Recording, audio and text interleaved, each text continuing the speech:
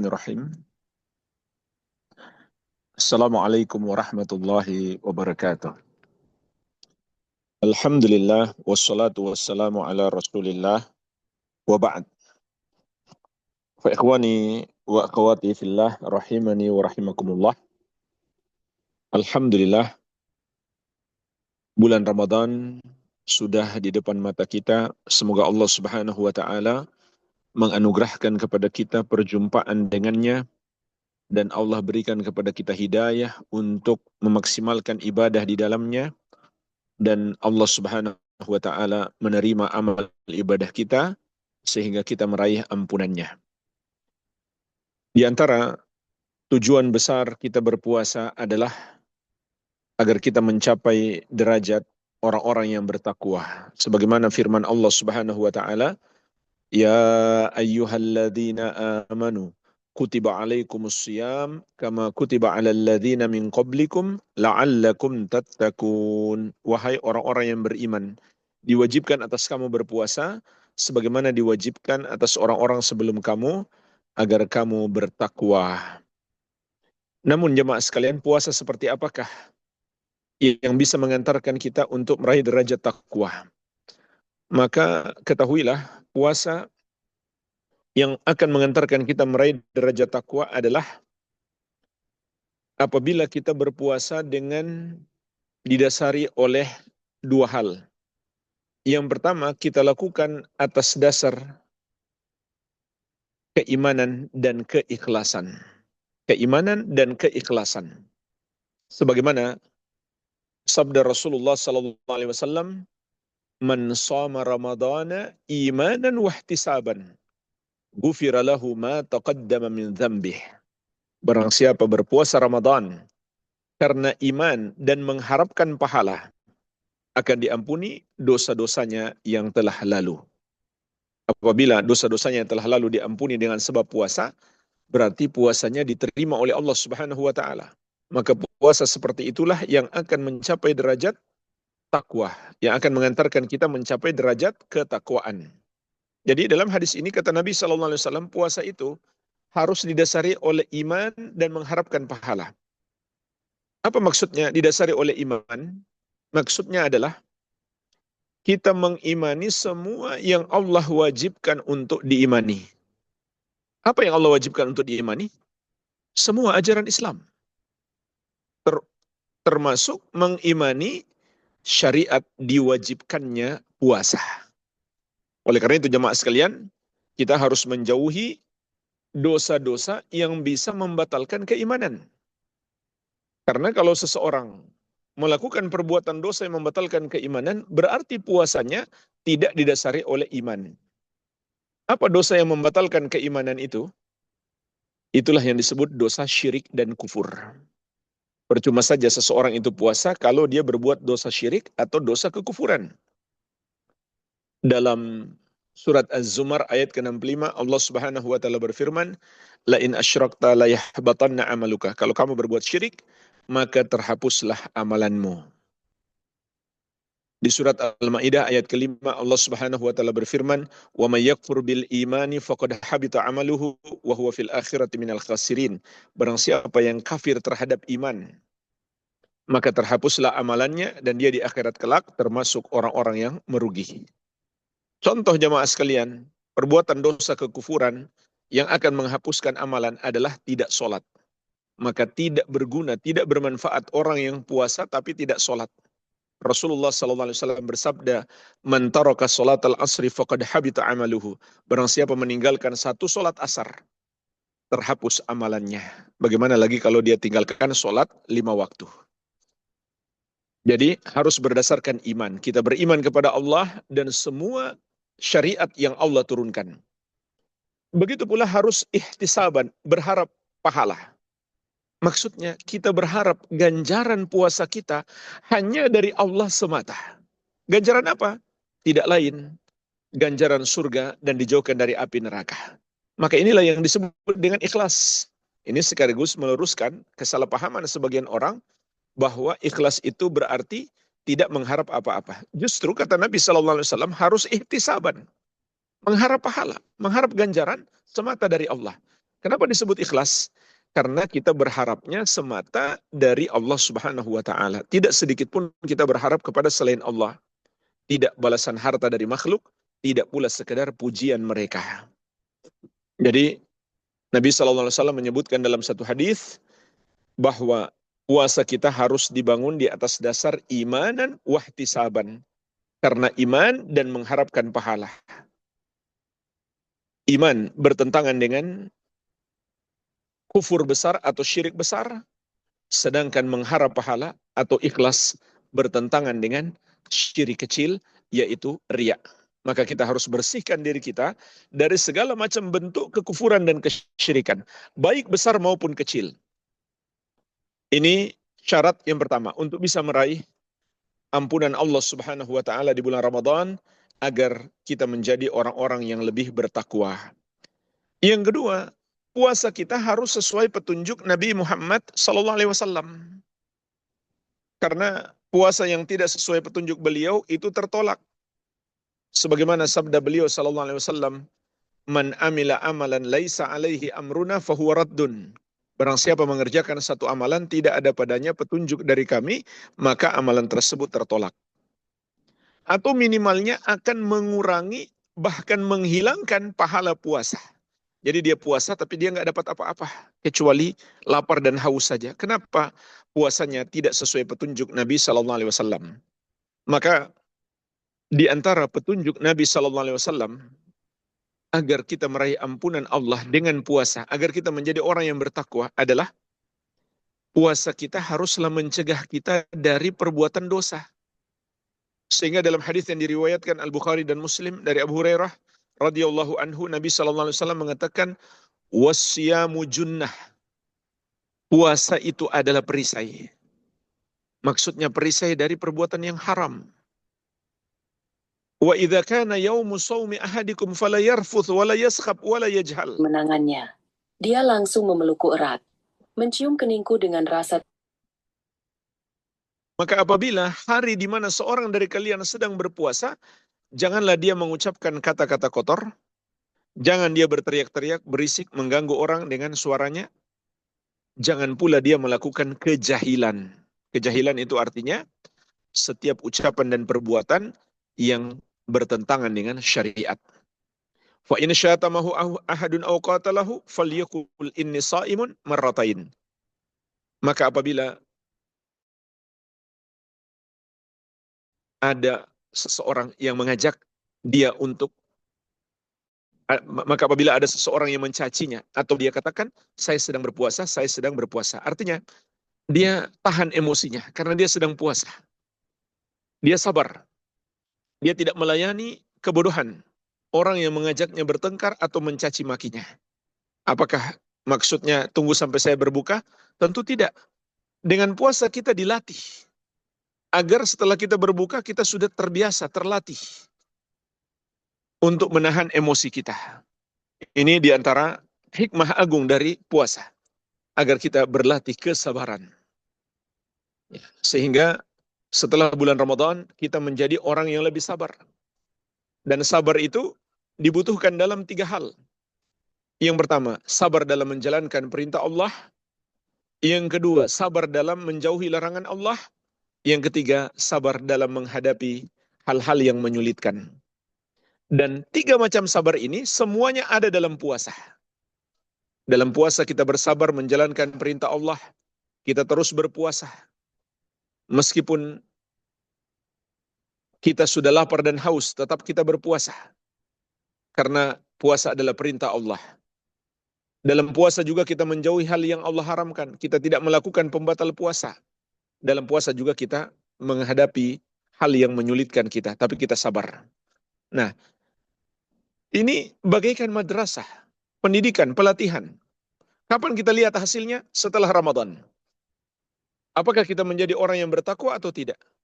Makanya kata para ulama, apabila setelah Ramadan kita kemudian melakukan amal-amal kebaikan yang lain, itu adalah pertanda ibadah puasa kita diterima oleh Allah Subhanahu wa taala.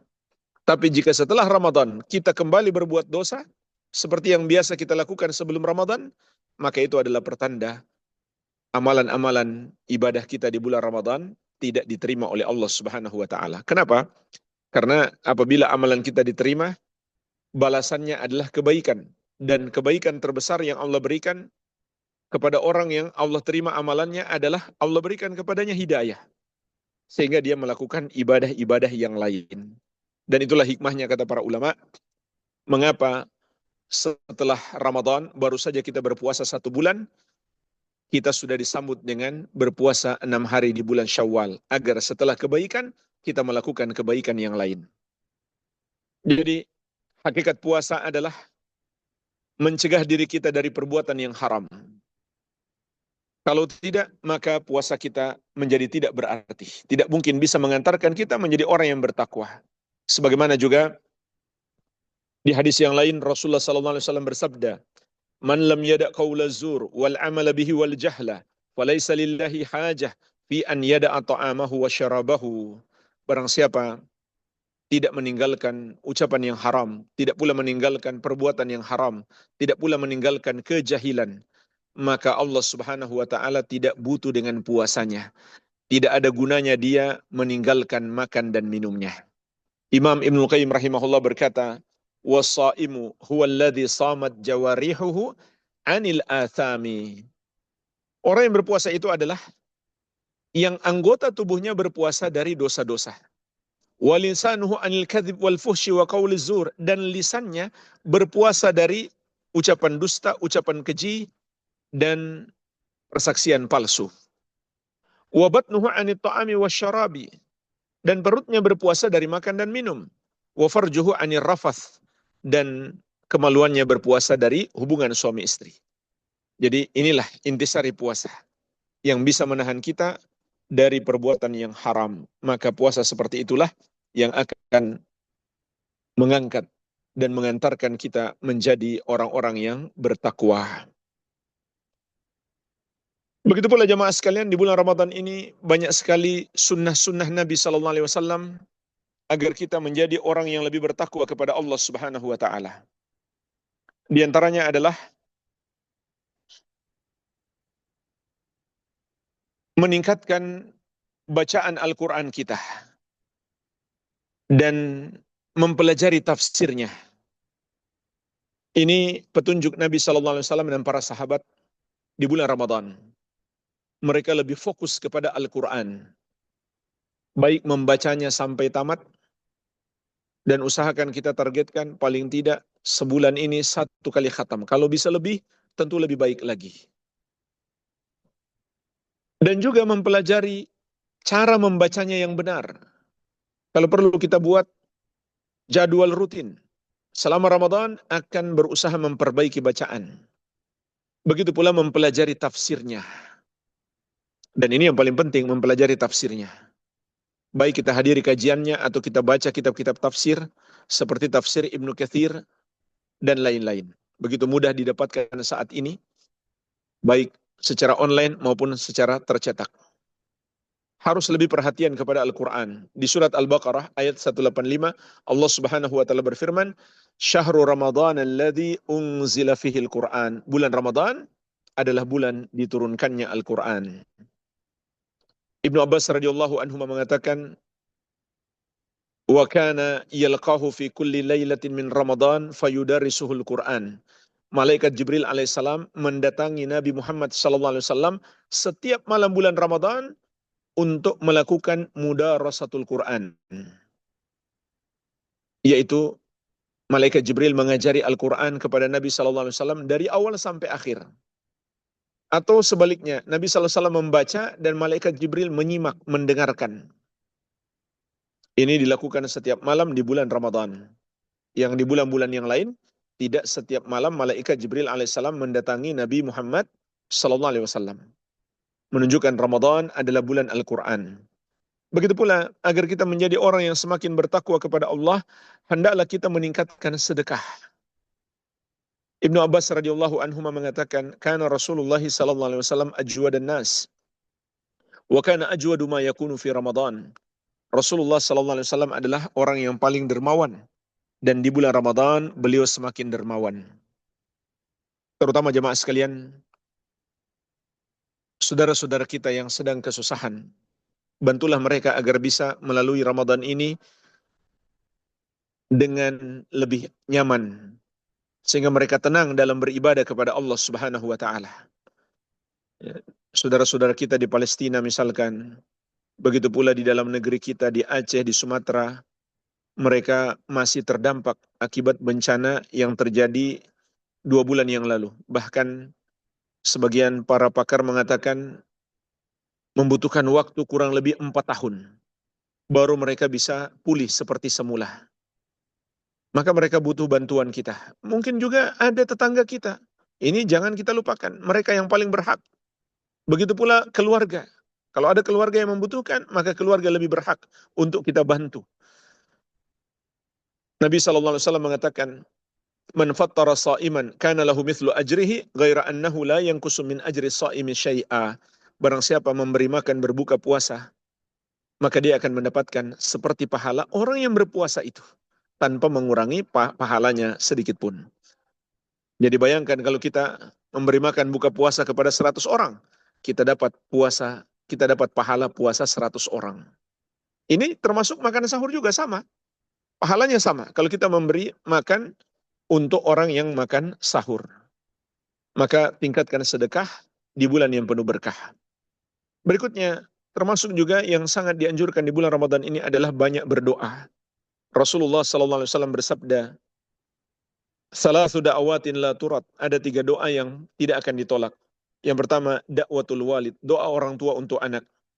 Yang kedua, wa da'watus saim, doanya orang yang sedang berpuasa.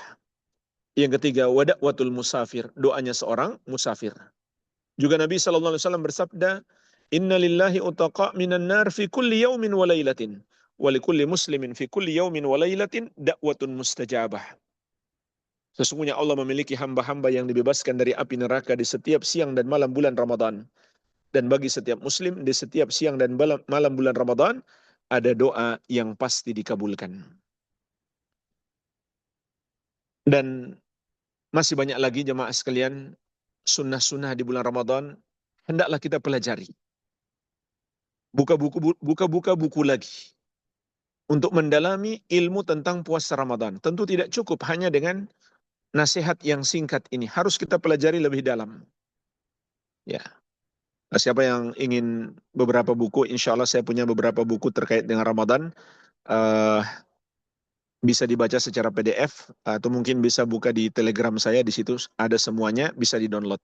Mungkin bisa membantu jamaah untuk belajar lebih dalam lagi hukum-hukum dan amalan-amalan terkait bulan Ramadan. Mungkin yang terakhir yang ingin saya nasihatkan di sini adalah jangan sampai kita melalaikan babak final Ramadan. Karena Nabi SAW mengatakan, "Innamal a'mal bikhawatimiha." Sesungguhnya amalan-amalan itu tergantung penutupannya. Tergantung babak finalnya. Kapan babak finalnya? 10 hari terakhir Ramadan. Sayangnya banyak kaum muslimin sudah hampir nggak punya semangat ibadah. Yang ada semangat belanja, semangat ke mall, semangat berlebaran. Lupa kalau bulan Ramadan belum berakhir dan masih ada detik-detik penentuan babak finalnya. Sehingga kata Aisyah radhiyallahu anha, "Kana Rasulullah sallallahu alaihi wasallam yajtahidu fil ashril awakhir ma la yajtahidu fi ghairihi." Rasulullah sallallahu alaihi wasallam lebih bersungguh-sungguh dalam ibadah di 10 hari terakhir melebihi hari-hari yang lain. Terutama sholat tarawih.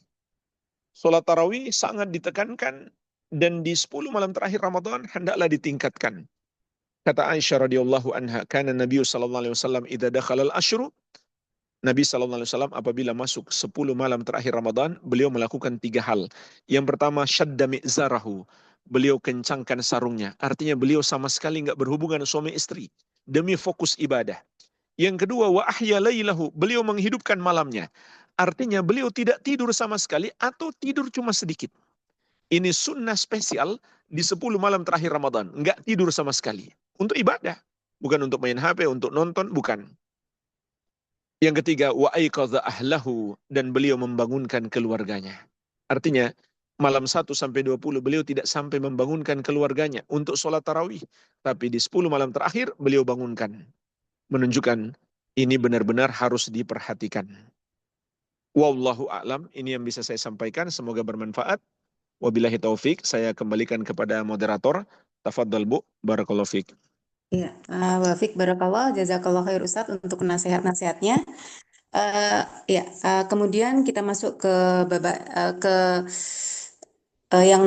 sesi yang kedua yaitu bersama Dr. Indra yang insya Allah di sini akan memberikan tips agar bagaimana Ramadan kita menjadi lebih eh, mungkin kita lebih semangat ya, lebih lebih lebih berenergi gitu. Jadi tidak loyo dan sebagainya. Nanti jika ada pertanyaan juga bisa disampaikan.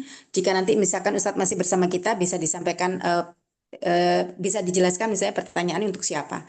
Dan baik silakan Dr. Indra Tafadol. Baik, terima kasih Ibu. Bismillahirrahmanirrahim. Alhamdulillah wassalatu wassalamu ala Rasulillah. Segala puji bagi Allah Subhanahu wa taala yang telah memberikan kita nikmat kesehatan dan kesempatan untuk kembali bertemu dengan bulan Ramadan insyaallah. Salawat serta salam semoga senantiasa tercurahkan kepada Nabi Muhammad sallallahu alaihi wasallam beserta keluarga beliau dan para sahabatnya. Ibu-ibu sekalian, bulan suci Ramadan adalah momen yang paling dinanti oleh umat muslim di seluruh dunia. Namun, secara fisiologis, tubuh kita mengalami transisi metabolisme yang signifikan selama kurang lebih 13-14 jam berpuasa, yaitu dalam keadaan lapar dan dahaga, tidak makan dan tidak minum. Seringkali tantangan muncul ketika rasa lemas, pusing, hingga adanya penurunan produktivitas mulai mengganggu kualitas ibadah dan aktivitas harian kita di bulan Ramadan tersebut. Pada kesempatan ini, insya Allah saya akan membahas faktor apa saja yang membuat kita tetap fit saat berpuasa, eh, faktor apa saja yang membuat kita tidak fit saat berpuasa dan bagaimana cara mengatasinya. Faktor yang pertama adalah dehidrasi. Banyak orang mengeluh merasa lemas, pusing, atau seperti melayang saat berdiri di siang hari selama menjalani puasa Ramadan. Salah satu penyebab paling utama dari kondisi ini adalah dehidrasi. Secara fisiologis, tubuh kita terus kehilangan cairan setiap saat melalui pernafasan, melalui keringat dan urin, meskipun kita tidak sedang beraktivitas berat. Tetapi kehilangan cairan tetap terjadi melalui 3 mekanisme tersebut. Ketika asupan cairan antara waktu berbuka hingga sahur tidak mencukupi, maka volume plasma darah kita dapat menurun. Penurunan volume plasma ini akan mempengaruhi curah jantung dan perfusi ke jaringan, termasuk perfusi cerebral. Maksudnya aliran darah ke otak, ya. Perfusi cerebral. Akibatnya muncullah gejala seperti hipotensi ortostatik. Hipotensi ortostatik. Hipotensi itu tekanan darah rendah. Ortostatik itu posisi berdiri tegak, posisi tegak, ya. Jadi hipotensi ortostatik yaitu rasa berkunang-kunang atau melayang, ngambang, ya, saat kita bangkit dari posisi duduk atau berbaring. Selain itu, suplai oksigen ke jaringan menjadi sedikit berkurang, jadi tidak optimal, kurang optimal, sehingga tubuh terasa cepat lelah. Kemudian konsentrasi menurun dan kadang disertai sakit kepala ringan. Pada kondisi cuaca panas atau aktivitas kita yang tinggi di siang hari, maka risiko dehidrasi itu tentu lebih besar. Tubuh kehilangan cairan lebih banyak melalui keringat. Nah, inilah sebabnya sebagian orang merasa sangat tidak bugar menjelang sore hari saat berpuasa di bulan Ramadan. Lalu bagaimana solusi praktisnya? Pertama, atur strategi hidrasi dengan disiplin, ya. Jangan hanya minum banyak sekaligus saat berbuka. Tubuh kita lebih efektif menyerap cairan itu jika diminum secara bertahap. Saya biasanya memberikan tips kepada pasien atau kepada orang-orang, ya. dengan pola sederhana yaitu 2-4-2, yaitu pola minum 2 gelas saat berbuka. Pastikan kita minum 2 gelas saat berbuka, kemudian 4 gelas di malam hari yang dibagi secara merata ya sepanjang malam itu, dan 2 gelas saat sahur. Jadi 2-4-2. Ini akan membantu menjaga stabilitas volume plasma yang kemudian akan menjaga stabilitas tekanan darah kita. Ya, itu akan mencegah penurunan volume plasma yang drastis. Yang kedua, selalu perhatikan warna urin. Warna urin itu adalah indikator sederhana status hidrasi tubuh kita atau status kecukupan cairan tubuh kita. Kalau urin kita terlalu pekat, itu menandakan tubuh kita kekurangan cairan. Targetnya itu adalah warna urin yang lebih jernih atau kuning muda. Kalau urin kita jernih, itu tandanya tubuh kita cukup cairan atau hidrasinya optimal. Jadi ibu-ibu, nanti misalnya sebelum buka puasa, eh, buang air kecil terakhir itu perhatikan warna urinnya. Kalau pekat sekali seperti warna air teh, nah itu menandakan kita dalam keadaan dehidrasi. Jadi pastikan benar-benar mencukupi cairan saat berbuka puasa dan malam setelahnya. Kemudian sahur besoknya. Yang ketiga, batasi minuman berkafein berlebihan seperti kopi atau teh pekat. Bukan tidak boleh ya, tapi dibatasi. Kenapa? Karena kafein yang terdapat di dalam kopi maupun teh yang pekat, itu memiliki efek diuretik ringan yang dapat meningkatkan pengeluaran cairan melalui ginjal. Itu membuat kita banyak buang air kecil kan. Nah, jadi cairan air itu jadi banyak keluar dari tubuh kita. Kalau tetap ingin mengkonsumsi kopi, pastikan diimbangi dengan asupan air putih yang cukup. Yang keempat, konsumsilah makanan yang membantu retensi cairan secara alami, seperti buah-buahan yang tinggi kandungan air dan kalium. Rekomendasi buahnya itu misalnya semangka, melon, pisang, dan jeruk. Nah, ingat 4 buah ini ya, semangka, melon, pisang, dan jeruk. Kalium yang terkandung di dalam buah-buah ini membantu menjaga keseimbangan elektrolit dan fungsi neuromuskular sehingga tubuh tidak mudah kram atau tidak mudah lemas. Yang terakhir, hindari aktivitas fisik berat di siang hari yang dapat meningkatkan kehilangan cairan serta secara berlebihan ya. Kalau ingin melakukan olahraga, maka pilih waktu yang tepat yaitu menjelang berbuka atau setelah tarawih dengan intensitas ringan sampai sedang saja. Jadi dehidrasi adalah faktor yang sangat rasional ya yang dapat dijelaskan secara medis sebagai penyebab tubuh tidak fit selama puasa. Dengan manajemen cairan yang tepat dan disiplin, maka sebagian besar keluhan lemas saat berpuasa di bulan Ramadan dapat kita cegah.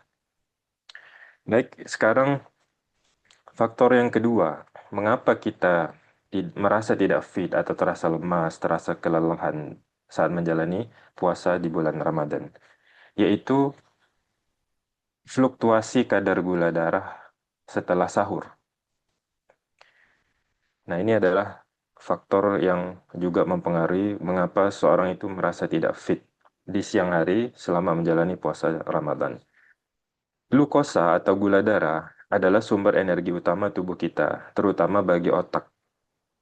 Setelah sahur, kadar glukosa darah meningkat karena makanan yang kita konsumsi itu dicerna dan diserap. Hormon insulin, yaitu hormon yang membantu gula untuk masuk ke dalam sel-sel tubuh kita untuk dijadikan energi, akan bekerja menurunkan kadar gula darah ke tingkat normal. Beberapa jam kemudian, ketika tidak ada lagi asupan makanan, tubuh kita mulai menggunakan cadangan energi yang disebut glikogen, yaitu gula yang disimpan di hati. Proses pemecahan cadangan ini disebut glikogenolisis, ya, yaitu pelepasan gula dari hati ke dalam aliran darah untuk menjaga kadar gula darah tetap stabil selama fase atau periode tidak ada asupan makanan. Namun cadangan glikogen ini kan terbatas. Nah, biasanya setelah 8-12 jam berpuasa, cadangan glikogen di hati itu mulai menurun, maka tubuh kemudian beralih ke proses yang disebut gluconeogenesis, yaitu pembentukan glukosa atau gula darah dari sumber lain seperti protein dan lemak. Jadi bukan dari bahan karbohidrat. Nah, sehingga tubuh 8-12 jam setelah berpuasa, tubuh kita mengalami fase transisi metabolik dari yang awalnya itu masih menggunakan glukosa dari makanan yang kita makan saat sahur, kemudian beralih ke pemecahan glikogen di hati, lalu transisi ke pembentukan glukosa dari bahan-bahan sumber non-karbohidrat, dari sumber non-karbohidrat. Nah, pada sebagian orang, pada kebanyakan orang, transisi metabolik ini mereka akan mengalami hipoglikemia relatif, yaitu kondisi ketika gula darah lebih rendah dari biasanya ya. Hipoglikemia itu artinya gula darah di bawah normal. Hipoglikemia relatif yaitu gula darah lebih rendah dari biasanya, meskipun belum tentu berada pada angka yang berbahaya. Maksudnya itu bukan hipoglikemia sebenarnya yang biasanya kita gunakan untuk pasien diabetes, itu kan ada batasnya, yaitu gula darah di bawah 70 mg per desiliter. Nah, kalau hipoglikemia relatif itu mungkin tidak serendah itu, tapi tubuh menganggapnya hipoglikemia karena lebih rendah dari kadar gula darah biasanya. Gejalanya itu bisa berupa lemas, pusing, sulit berkonsentrasi, mudah mengantuk, bahkan jantung terasa berdebar ringan. Nah, otak sangat sensitif terhadap perubahan suplai energi ini. Ketika kadar gula menurun dibanding kondisi biasanya, maka muncullah sensasi tidak fit. Jadi, ibu-ibu sekalian, itulah mengapa setelah antara 8-12 jamnya itu menjelang kita berbuka puasa itu, dari tengah hari sampai ke sore itu, kita merasa tidak fit itu karena ini. Lalu bagaimana cara mengatasinya? Yang pertama, perhatikanlah komposisi sahur. Pilih karbohidrat kompleks yang dicerna lebih lambat dan menghasilkan pelepasan energi bertahap, yaitu energi yang dilepaskan secara perlahan dan stabil. Contoh karbohidrat kompleks itu adalah oatmeal, nasi merah, beras hitam, roti gandum utuh, ubi jalar, kentang rebus, jagung, atau singkong rebus. Itu yang bisa kita pilih untuk sumber karbohidrat. Kemudian, yang kedua, kombinasikan dengan protein ya. Ketika makan sahur itu, protein yang berkualitas seperti telur, ikan, ayam tanpa kulit, tahu tempe, atau kacang-kacangan. Protein itu yang kita makan bersama karbohidrat itu akan membantu memperlambat pengosongan lambung dan menjaga kestabilan kadar gula darah lebih lama. Yang ketiga, jangan lewatkan serat dan lemak sehat ya. Jadi harus sertakan sumber serat dan lemak sehat. Contohnya ya sayuran, kemudian alpukat, kacang, dan sedikit minyak zaitun kalau bisa. Itu dapat membantu memperlambat penyerapan glukosa sehingga fluktuasi gula darah lebih minimal. Yang keempat, hindari sahur dengan dominasi gula sederhana seperti minuman manis atau roti putih saja. Karena ini dapat menyebabkan kenaikan gula darah yang cepat, kemudian diikuti penurunan yang lebih cepat di siang hari. Dengan strategi nutrisi yang tepat saat sahur, tubuh memiliki fondasi metabolik yang lebih stabil untuk menjalani puasa.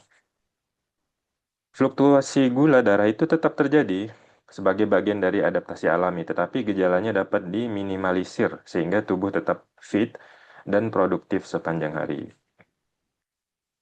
Faktor yang ketiga yang menyebabkan kita merasa tidak fit di bulan Ramadan adalah fluktuasi kadar glukosa darah setelah berbuka puasa. Kalau yang tadi itu fluktuasi gula darah setelah sahur, kalau yang sekarang fluktuasi kadar gula darah setelah berbuka puasa.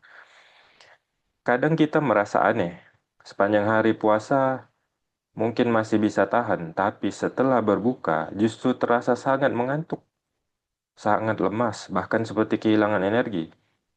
Mengapa itu terjadi? Nah, salah satu penyebabnya adalah terjadinya fluktuasi kadar gula darah setelah berbuka puasa. Makanya waktu kita tarawih itu kok ngantuk sekali rasanya. Kenapa kok ngantuk sekali ya? Padahal tadi siang udah tidur gitu kan. Nah ini karena fluktuasi gula darah setelah buka puasa. Setelah sekitar 12-14 jam berpuasa, kadar glukosa darah kita itu berada pada level yang lebih rendah dibandingkan kondisi setelah makan. Ketika berbuka dengan makanan atau minuman yang sangat manis, nah ini tolong digarisbawahi ibu-ibu sekalian. Ketika berbuka dengan makanan atau minuman yang sangat manis, maka akan terjadi lonjakan gula darah secara cepat. Langsung naik dia, langsung naik gula darahnya. Kondisi ini disebut hiperglikemia postprandial, yaitu peningkatan gula darah setelah makan, postprandial setelah makan. Tubuh kemudian merespon dengan mengeluarkan hormon insulin dalam jumlah yang besar juga untuk memasukkan gula darah itu yang melonjak tinggi itu. Insulin itu adalah hormon yang membantu memasukkan gula darah ke dalam sel ya. Namun jika lonjakan gula itu terlalu tinggi dan terlalu cepat, maka respon insulin juga bisa berlebihan. Nah, kondisi ini disebut hiperinsulinemik, yaitu produksi insulin dalam jumlah tinggi dalam waktu singkat. Akibatnya, kadar gula darah bisa turun kembali secara cepat juga dalam 1 sampai 2 jam kemudian. Nah, itu yaitu di waktu kita mulai sholat tarawih itu. 1 sampai 2 jam setelah kita buka puasa. Terjadi penurunan glukosa darah yang sangat cepat. Naiknya cepat, turunnya juga cepat. Gejalanya bisa berupa ngantuk berat, terasa ngantuk berat, tubuh mendadak lemas, kemudian pusing ringan bahkan jantung berdebar. Ada yang mengeluhkan seperti itu. Jantungnya berdebar. Selain itu, lonjakan gula dan insulin juga dapat mempengaruhi sistem saraf otonom dan meningkatkan dominasi sistem parasimpatis.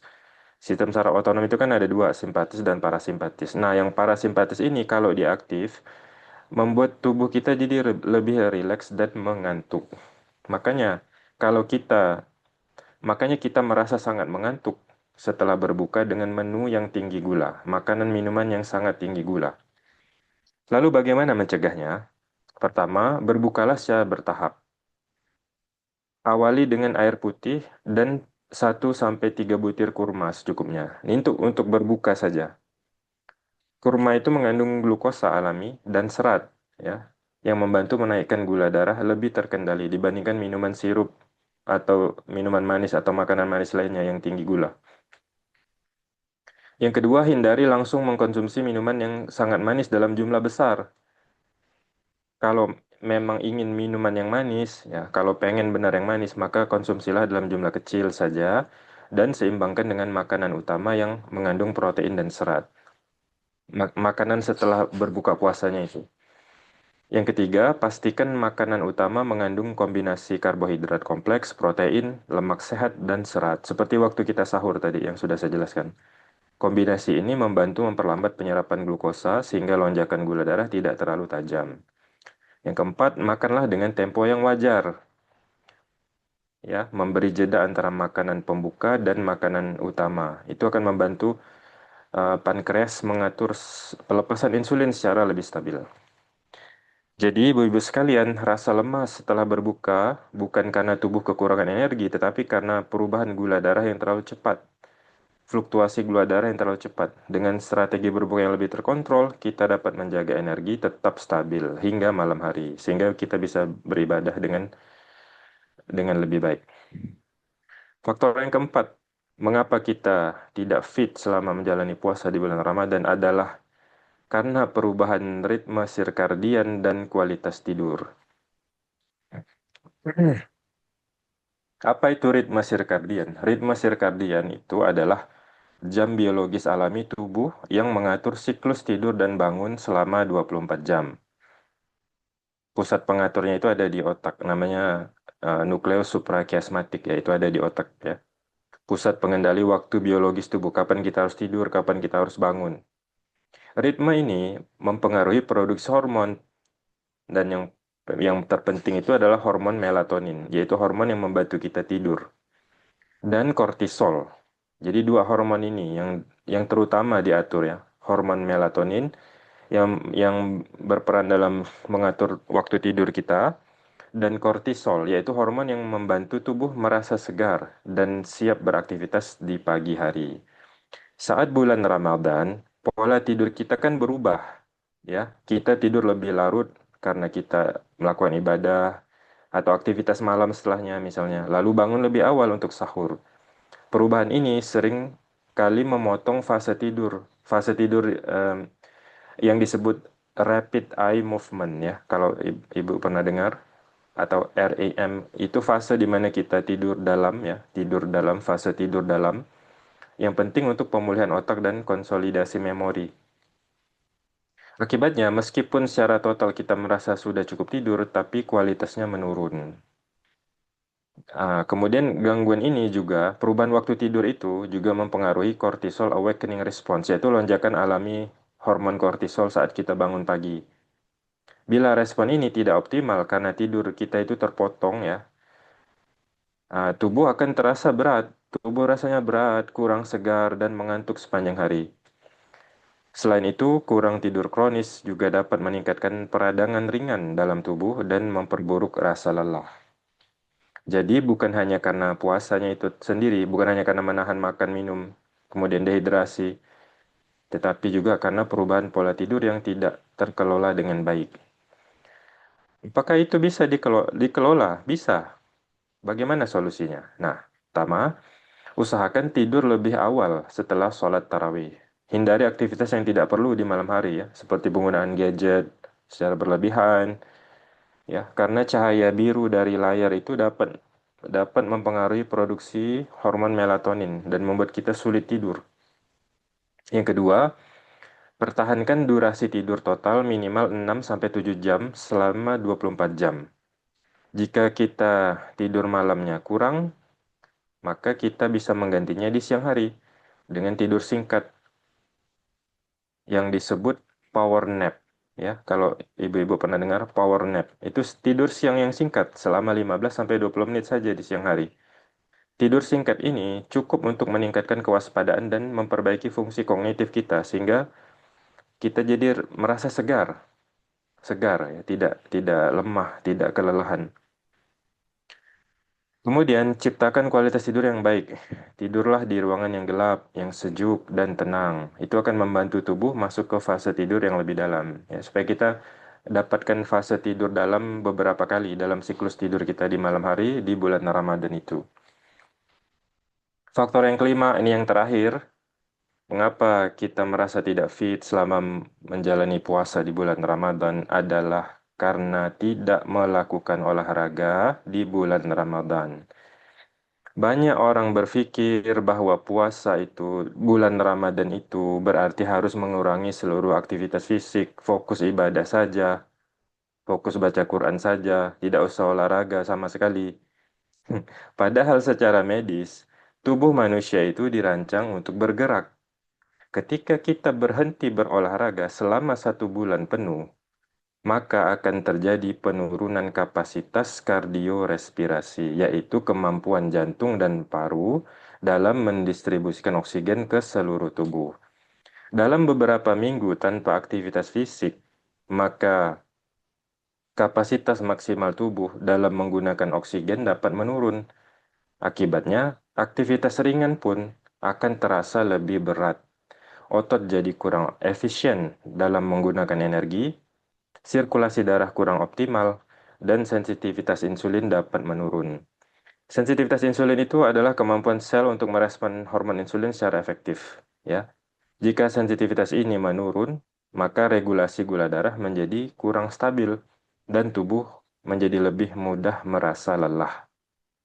Selain itu, kurang bergerak juga dapat memperlambat metabolisme dan meningkatkan rasa kaku pada otot serta sendi.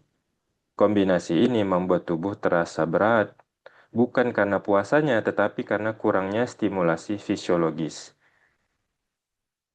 Metabolisme yang melambat itu juga yang menjadi salah satu faktor penyebab mengapa orang ketika keluar dari bulan Ramadan menjadi gemuk, menjadi lebih gemuk. Itu sangat ironis. Kita berpuasa menahan lapar, menahan haus. Kalau kita bicara secara tubuh ya, bukan dari aspek spiritual. Kenapa harusnya pasca puasa, pasca Ramadan, berat badan kita itu ya paling tidak berkurang atau bahkan ada orang yang menjadi lebih kurus. Nah, ini malah sebaliknya. Keluar dari Ramadan malah jadi gemuk. karena bertambahnya jaringan lemak, menjadi lebih obesitas. Nah itu, salah satu faktornya itu. Karena melambatnya metabolisme tubuh. Tubuh jadi lebih mudah menyimpan kelebihan energi dalam bentuk lemak daripada penggunaan energi. Karena kurangnya aktivitas olahraga di bulan Ramadan. Eh, ya, olahraga ringan hingga sedang justru membantu meningkatkan eh, ya aliran darah, ya meningkatkan aliran darah, kemudian memperbaiki distribusi oksigen dan menjaga stabilitas metabolik tubuh kita. Aktivitas fisik juga merangsang pelepasan endorfin. Nah, endorfin itu hormon yang meningkatkan perasaan nyaman dan energi positif. Nah, itu ya. Lalu bagaimana strateginya?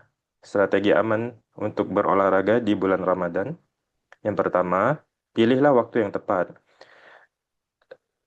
Waktu yang ideal itu, ibu-ibu sekalian, adalah 30 sampai 60 menit sebelum berbuka, sehingga setelah selesai berolahraga itu kita bisa segera mengganti cairan yang hilang, ya. Atau alternatif lainnya adalah setelah sholat tarawih dengan intensitas ringan saja. Dan tidak perlu lama-lama, olahraganya tidak perlu lama-lama. Yang kedua, pilihlah olahraga dengan intensitas ringan sampai sedang. Misalnya jalan cepat, kemudian latihan mobilitas, pergerakan sendi misalkan. Kemudian peregangan dinamis, atau latihan beban ringan. Nah, itu sudah cukup untuk mempertahankan kebugaran.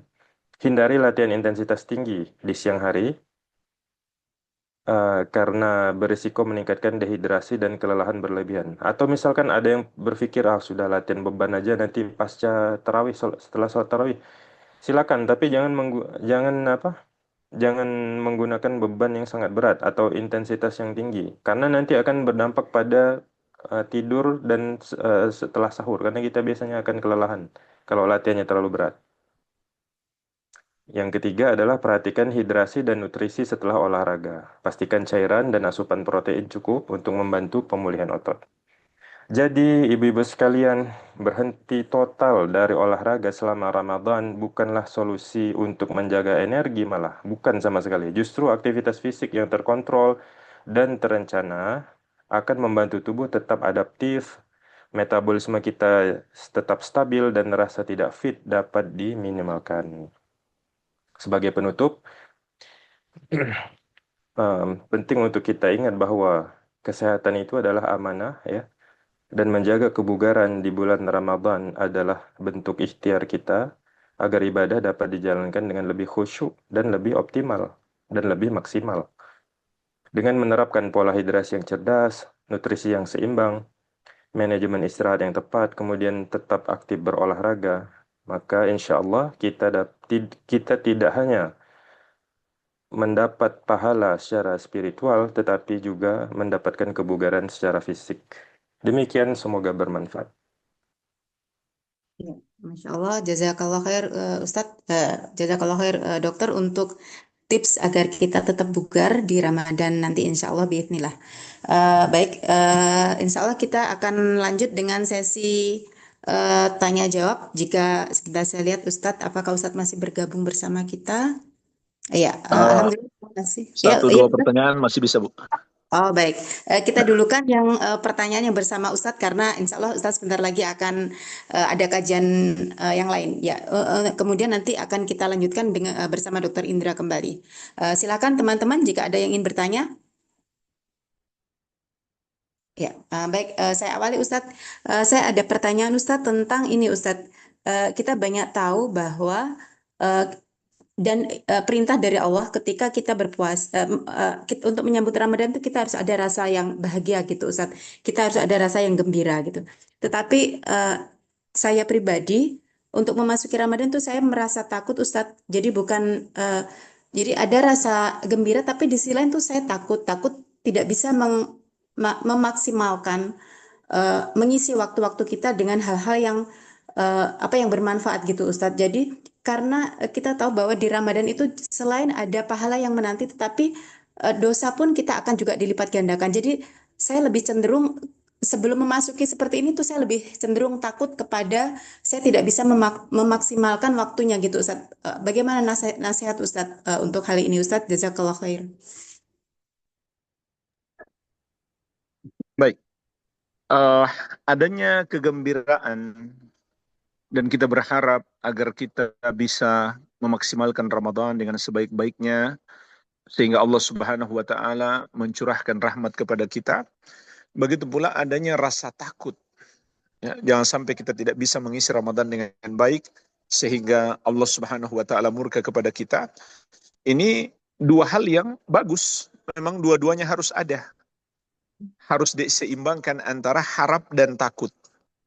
Kata para ulama, harap dan takut bagaikan dua sayap burung bagi seorang hamba yang harus seimbang. Meskipun di kondisi tertentu, para ulama juga mengatakan salah satunya harus lebih dikuatkan. Contoh ketika seseorang menghadapi godaan maksiat, harus dia lebih kuatkan rasa takutnya. Begitu pula kalau dia lagi sakit, harus dia kuatkan rasa harapnya. Nah, tapi di kondisi normal, keduanya hendaklah diseimbangkan. Oleh karenanya dalam Al-Quran seringkali Allah sebutkan ini secara bersamaan. Di antaranya firman Allah Subhanahu wa taala, "Nabbi 'ibadi anni anal ghafurur rahim wa anna 'adzabi huwal 'adzabul alim." Kabarkanlah kepada hamba-hambaku, aku yang Maha Pengampun lagi Maha Penyayang. Namun azabku adalah azab yang pedih. Jadi disebutkan dua hal, ampunan dan rahmat agar kita berharap, kemudian azabnya yang pedih agar kita takut, agar kita khawatir. Jadi memang dua hal ini harus ada. Nah, tapi kemudian dua hal ini harus mendorong kita untuk lebih memperbanyak amalan. Kalau kita takut tapi kita malah malas-malasan, nah ini tidak sesuai dengan rasa takut yang ada di hati kita. Begitu pula kalau kita berharap tapi kita nggak berusaha, maka ini cuma seperti orang yang menghayal saja.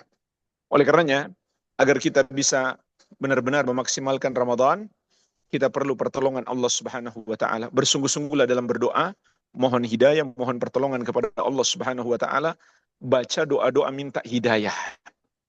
Di antaranya di penghujung setiap solat kita, sebelum salam, bacalah Allahumma a'inni ala dzikrika wa syukrika wa husni ibadatika.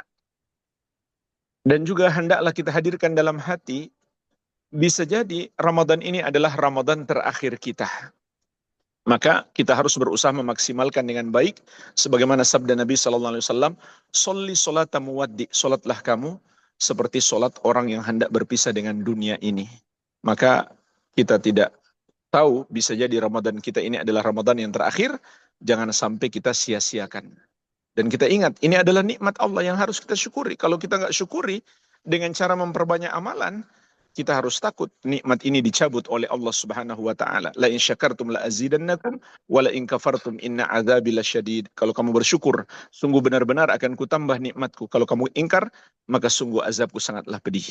Barangkali demikian, wallahu alam. Iya, baik. Masya Allah, jazakallah khair Ustadz untuk nasihatnya. Untuk teman-teman, mungkin ada yang ingin bertanya kepada Ustadz? Atau mungkin Dokter Indra ingin bertanya kepada Ustadz? Bu Wiwin, Ana mau nanya. Ya, silakan tafadholi. Jazakillah khairan Bu Wiwin. Jazakallah khairan. Assalamualaikum warahmatullahi wabarakatuh, Ustadz. Waalaikumsalam warahmatullahi wabarakatuh. Ustadz, afwan Ustadz, terkait dengan awal mula Ramadan ini, Ustadz, banyak sekali yang mengikuti ormas gitu, Ustadz. Sebenarnya Ustadz, apa hukumnya ya Ustadz ya? Karena dalihnya ulil amri juga membolehkan gitu kita ikutin ormas gitu Ustadz. Tapi kan secara syariatnya yang mengikutin sunnah itu adalah yang ketika melihat hilal gitu Ustadz. Tapi terkadang banyak yang salah kaprah gitu Ustadz. Mohon nasihatnya Ustadz. Jazakallahu khairan Ustadz. Baik. Mengikuti keputusan ormas dalam beridul fitri atau beridul adha ataupun memulai awal puasa, ini menyelisihi petunjuk Rasulullah SAW dan amalan para sahabat. Dalam hadis Nabi SAW mengatakan, "As-sawmu yawma tasumun, wal fitru yawma tuftirun, wal adha yawma tudahhun." Puasa adalah hari kalian berpuasa, Idul Fitri adalah hari kalian beridul fitri, Idul Adha adalah hari kalian beridul adha. Para ulama ahli hadis menerangkan maksud hadis ini adalah kita wajib mengikuti keputusan pemerintah. Bahkan para sahabat dahulu yang sudah melihat hilal sekalipun, dia tidak berpuasa sendiri, dia tidak mengajak orang untuk berpuasa, tapi dia laporkan dulu kepada pemerintah. Kalau pemerintah menerima persaksiannya, barulah dia berpuasa mengikuti keputusan pemerintah. Ini amalan Nabi SAW dan para sahabat radhiyallahu taala anhum ajmain. Meskipun di satu negara pemerintah membolehkan mengikuti ormas, ya tetap saja pembolehan itu menyelisih syariat yang tidak pantas diikuti. Dan hikmah besar mengapa kita ikut keputusan pemerintah supaya terjadi persatuan umat. Sangat tidak bagus pemandangannya kalau sebagian sudah berhari raya, lalu sebagian lagi masih menahan lapar. Yang lain sudah bersenang-senang, yang lain masih menahan lapar. Dan bayangkan kalau ada 10 ormas, masing-masing menetapkan hari raya sendiri. Bisa jadi 10 kali kita hari raya. Jadi mudaratnya ini sangat besar. Ya, dan yang paling berbahaya tentu adalah menyelisihi petunjuk Nabi Shallallahu Alaihi Wasallam. Ya, apalagi kalau faktanya alhamdulillah di negara kita pemerintah melakukan dengan cara yang benar, yaitu melihat hilal atau menyempurnakan bulan menjadi 30. Sebagaimana sabda Nabi SAW, sumu li ru'yatihi wa aftiru li ru'yatihi. Berpuasalah kalau kamu sudah melihat hilal, dan berhari rayalah kalau kamu sudah melihat hilal. Fa in gubbiya alaikum fa akmilu iddata sya'bana 30. Kalau hilal tertutup atas kalian seperti karena mendung, maka sempurnakan bulan menjadi 30. Dan sebagian ormas yang menetapkan tanggal sendiri itu dengan cara yang menyelisihi sunnah, dengan cara hisab. Itu menyelisihi ijma' ulama terdahulu. Meskipun ada khilaf di ulama belakangan, tapi itu adalah khilaf yang tidak boleh diikuti karena menyelisihi ijma' ulama terdahulu. Seperti kita meyakini sholat 5 waktu itu adalah ijma'. Seandainya ada orang yang berpendapat sunnah, itu sama sekali nggak pantas diikuti. Itulah perumpamaan kalau ulama dahulu sudah ijma', tidak boleh mengikuti perbedaan pendapat yang muncul di kalangan ulama belakangan. Jadi yang benar kita ikut keputusan pemerintah. Saya mohon maaf, ini saja yang bisa saya sampaikan. Terima kasih atas kesempatan yang diberikan. Juga terima kasih kepada Dr. Indah, jazakumullah khairan atas faidah-faidah kesehatan yang sangat bermanfaat. Lebih dan kurangnya saya mohon maaf. Wabillahi taufik, walhamdulillahi rabbil alamin. Wassalamualaikum warahmatullahi wabarakatuh. Waalaikumsalam Waalaikumsalam warahmatullahi wabarakatuh. wabarakatuh. Jazakallahu khairan Ustaz, fi amanillah Ustaz. Wa ya jazakumullah khairan. Barakallahu. Ya, jazakallah khair Ustadz untuk waktu dan ilmunya. Semoga Allah senantiasa memberikan kemudahan dan kelancaran atas dakwah Ustadz. Ya, tafadhol Ustadz jika ingin live terlebih dahulu Ustadz. Kemudian kita lanjutkan dengan sesi yang kedua. Masih maksudnya di sini dengan Dr. Indra kita akan mungkin ada pertanyaan-pertanyaan seputar kesehatan ataupun hal-hal yang berkenaan dengan fit tentunya. Untuk teman-teman dipersilakan jika mempunyai pertanyaan bisa diajukan secara langsung atau juga bisa ditulis di kolom chat. Bu Wiwin, kalau belum ada yang nanya, Ana boleh lanjutin pertanyaan Ya, ke silakan. Dr. Indra. Ya, Ya, jazakillah khairan Bu Wiwin. Assalamualaikum warahmatullahi wabarakatuh, Dr. Indra. Waalaikumsalam warahmatullahi wabarakatuh. Ahsanallahu ilaikum, dokter. Afwan, dokter, kalau kita, Ana pernah mendengar kalau untuk sahur itu cukup kurma dengan semangka katanya, dok. Itu akan bikin kita kuat. Tapi Ana udah coba gitu ya, dok. Tetap aja dok keinginan untuk makan nasi, kemudian sahurnya dengan gorengan itu masih tetap kuat ya dok ya. Jadi udah makan kurma sama semangka, ya tambah lagi yang lain-lain gitu dok. Secara kalorinya udah mencukupi sebenarnya ya dok ya. Apakah itu over ya dok? Mohon nasihatnya dok. Jazakallahu khairan. Assalamualaikum warahmatullahi wabarakatuh. Waalaikumsalam warahmatullahi wabarakatuh. Wa jazakillah khair. Ya, di luar bulan Ramadan, sebagian kita itu makan 3 kali sehari, ada yang makan 2 kali sehari. Nah, ini juga ada pembahasan.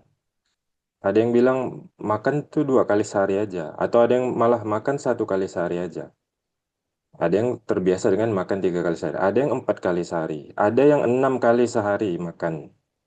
Mengapa pola makan orang berbeda-beda? Karena perbedaan pola aktivitas atau apa yang dia lakukan di siang hari atau sepanjang hari itu. Jadi sehingga itu tidak bisa kita pukul rata ya, tidak bisa kita samakan. Jadi tidak ada sesuatu yang sifatnya itu mutlak. Tidak boleh sama sekali makan malam misalkan. Tidak boleh makan malam, makan sampai sore aja. Tidak boleh makan pagi, makan tuh di siang hari aja, siang sama sore. Pagi tidak boleh makan sama sekali. Nah, itu tidak bisa diterapkan untuk semua orang. Tidak ada yang sifatnya universal. Itu semuanya tergantung pada kondisi masing-masing. Nah, kembali ke sahur. Cukupkah makan dengan kurma dan apa tadi? Semangka, Dok. Semangka ya, semangka. Nah, itu kembali lagi kepada bagaimana pola aktivitas orang itu atau individu di hari itu. Karena makan ini kan tujuannya kan untuk membekali tubuh kita. Itu adalah fondasi metabolik yang kita miliki untuk menjalani hari. Nah, sahur itu kan itu kan makan yang pertama kali kan kita lakukan sebelum menjalani puasa 13 sampai 14 jam kemudian. Hmm. Maka kita perlu makan yang cukup. Jadi sebenarnya prinsipnya itu makan yang cukup. Yang cukup apa? Cukup untuk mendukung aktivitas kita di hari itu. Dan yang lebih penting lagi adalah untuk mendukung kesehatan metabolik kita seterusnya. Kalau orang makan dengan menerapkan pola makan seimbang, ada karbohidrat, ada protein, ada serat, ada lemak sehat. Nah, itu sangat baik. Kalau kita lihat atau kita tinjau dari pola makan tadi, hanya kurma dan semangka. Kurma itu ada karbohidratnya, ada fruktosa, ada glukosa. Kemudian ada serat. Kemudian ada elektrolit misalnya kalium. Salah satu buah yang tinggi kalium itu adalah kurma. Kemudian semangka. Semangka itu ada serat, ada vitamin, dan air. Kandungan airnya tinggi. Pertanyaannya, apakah dengan dua jenis makanan itu kita bisa mendapatkan protein? Jawabannya tidak. Dalam hal ini protein hewani. Mungkin dia di situ ada sedikit protein nabati ya wallahu alam, tapi mungkin jumlahnya kecil karena kalau kita berbicara tentang sumber protein hewani, pasti kita akan langsung tertuju pada kedelai sebagai sumber protein nabati. Sedangkan kalau kita ingin menjalankan pola nutrisi yang seimbang, maka kalau dengan hanya makan kurma dan semangka saja, sumber proteinnya kita tidak ada jadinya di hari itu, ya kan? Nah, bisa nggak saya bertahan kalau misalkan saya menerapkan pola ini bertahan dari pagi sampai ke maghrib nanti? Bisa. Tinggal kita perhitungkan berapa banyak jumlah kurma yang kita makan pada saat sahur, kan gitu. Hmm. Kalau kita makan cuma 3 butir kurma, makan 3 butir kurma dan sebelah atau seperempat potong semangka, ya pasti jam jam ah, jam 8 pagi atau jam 9 pasti kita sudah merasa lapar. Nah itu. Jadi Hmm. kalau ditinjau dari segi kecukupan nutrisi, itu tidak cukup berarti gitu. Tidak cukup. Kalau kita, misalkan gini, saya mau menjalankan puasa, saya juga bekerja, saya harus fit, saya harus produktif, saya tidak boleh lemes. Jadi saya perlu dukungan nutrisi, ya makanlah dengan pola seimbang. Tapi kalau misalkan mungkin tujuannya saya pengen menurunkan berat badan nih, saya mau melakukan restriksi kalori yang ekstrim, ya dengan makan dua itu aja mungkin sudah cukup gitu. Begitu, wallahu a'lam. Iya, iya, jazakallah khair, dokter. Ada pertanyaan lagi dari teman-teman, dipersilahkan. Ya, dokter, saya ingin bertanya, kalau apakah benar kalau kita makan karbohidrat yang berlebihan itu nafsu kita apa cepat kita untuk lapar itu juga cepat ya, dokter? Maksudnya kalau kita secara umum kalau orang Indonesia kan memang lebih banyak makanya itu karbo ya, dokter ya. Misalnya karbo, terus paling proteinnya misalkan satu telur, tapi di sini karbonya banyak juga ada sayur, tapi kemudian kan belum nyemil apa ya, misalnya kayak roti atau gorengan. Jadi itu malah memacu kita tuh lebih cepat lapar ya, dokter. Dan bisa dan kalau misalkan ya mohon dijelaskan apa secara logisnya tuh bagaimana ya, dok? Iya, betul, Bu. Betul sekali. Rasa lapar itu kan diatur oleh otak kita ya. Kemudian ada hormon yang kalau pernah dengar hormon grelin dan leptin. Ghrelin itu hormon lapar dan leptin itu hormon kenyang. Kalau kita sudah mengisi lambung kita, kemudian lambung itu penuh, teregang, hormon grelinnya diturunkan, hormon leptinnya meningkat. Jadi rasa lapar kita hilang, rasa kenyang kita naik. Jadi kita berhenti untuk makan. Nah, kalau karbohidrat itu, kenapa makan banyak karbohidrat? Apalagi karbohidrat sederhana ya. Kenapa kita jadi cepat lapar? Karena tadi itu, Bu, ketika kita makan tinggi karbohidrat, akan terjadi lonjakan glukosa darah yang tinggi. Ketika lonjakan itu tinggi, insulin yang dikeluarkan juga tinggi.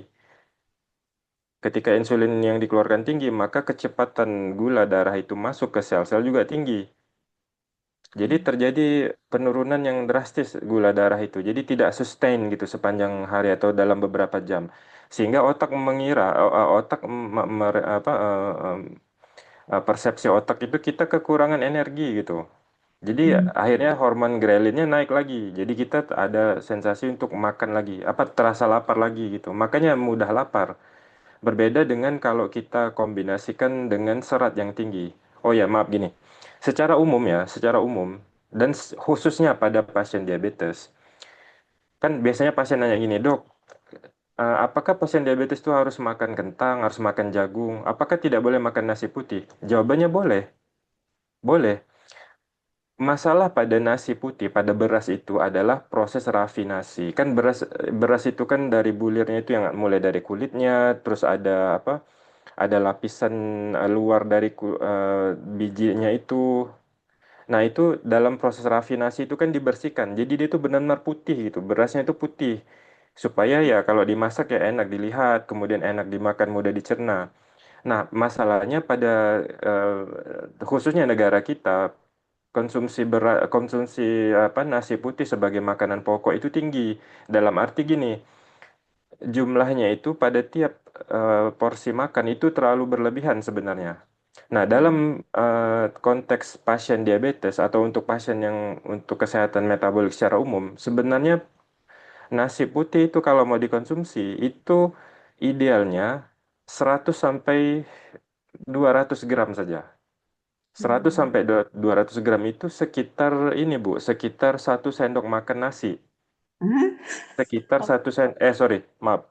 Bukan, salah, salah. Satu sendok Centong, nasi itu. satu centong. Ah, ah, centong. Iya, satu Itu centong sih, Ustaz. sendok itu Bu, sendok yang di Sendok rice cooker besar. itu biasanya. Nah, iya, iya, iya, saya manggilnya centong. Oh, gitu. Iya. Intinya itu sekitar 100 gram itu ya satu satu sendokan gitu ya, 1 sendokan nasi itu taruh di piring. Nah, sisanya itu diisi dengan serat yaitu sayuran, sayuran hijau terutama. Lalu jadi kan gini, secara teknis piringnya itu dibagi dua, piring itu dibagi dua, setengah-setengah, terus yang setengahnya itu dibagi lagi dua, jadi setengah, seperempat, seperempat. Seperempatnya itu nasi, nasi putih, karbohidrat ya. Kemudian seperempatnya itu protein, ikan, telur, ayam, dan yang lainnya. Kemudian setengahnya itu sayur. Nah, idealnya itu seperti itu harusnya. Idealnya itu seperti itu. Jadi walaupun kita makan nasi putih, dengan adanya serat yang cukup yang ada dari sayur itu, maka pelepasan gula darah itu akan terkontrol. Jadi tidak melunjak gitu, Bu. Dari 1 sampai 2 jam pertama setelah makan itu tidak lunjak, kurvanya itu tidak tajam ke atas gitu. Karena ada sayur dan ada protein. Tapi kalau kita makan satu piring full itu nasi, seperti kebanyakan kita ya, orang Indonesia termasuklah Padang. saya dulu. Iya, nasi Padang. Saya dulu juga kayak gitu, Bu.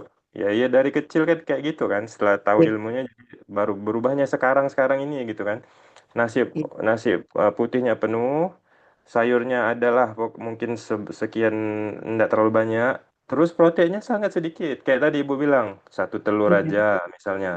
Atau ayam itu dimutilasi dipotong kecil-kecil, bukan setengah gitu ya. Ayam sedikit kayak gitu. Akhirnya jumlah protein itu sebenarnya berkurang. Tidak cukup gitu yang kita makan sehari-hari itu. Kalau kalau polanya hanya seperti itu. Sedangkan nasinya terlalu berlebihan. Nah, ketika nasi ini kan sumber karbohidrat nih. Ketika itu kita makan semuanya, masuklah ke tubuh kita semua. maka akan terjadi surplus energi, yaitu kebutuhan kita terhadap karbohidrat itu terlampaui. Nah, kelebihan ini tidak bisa dibuang.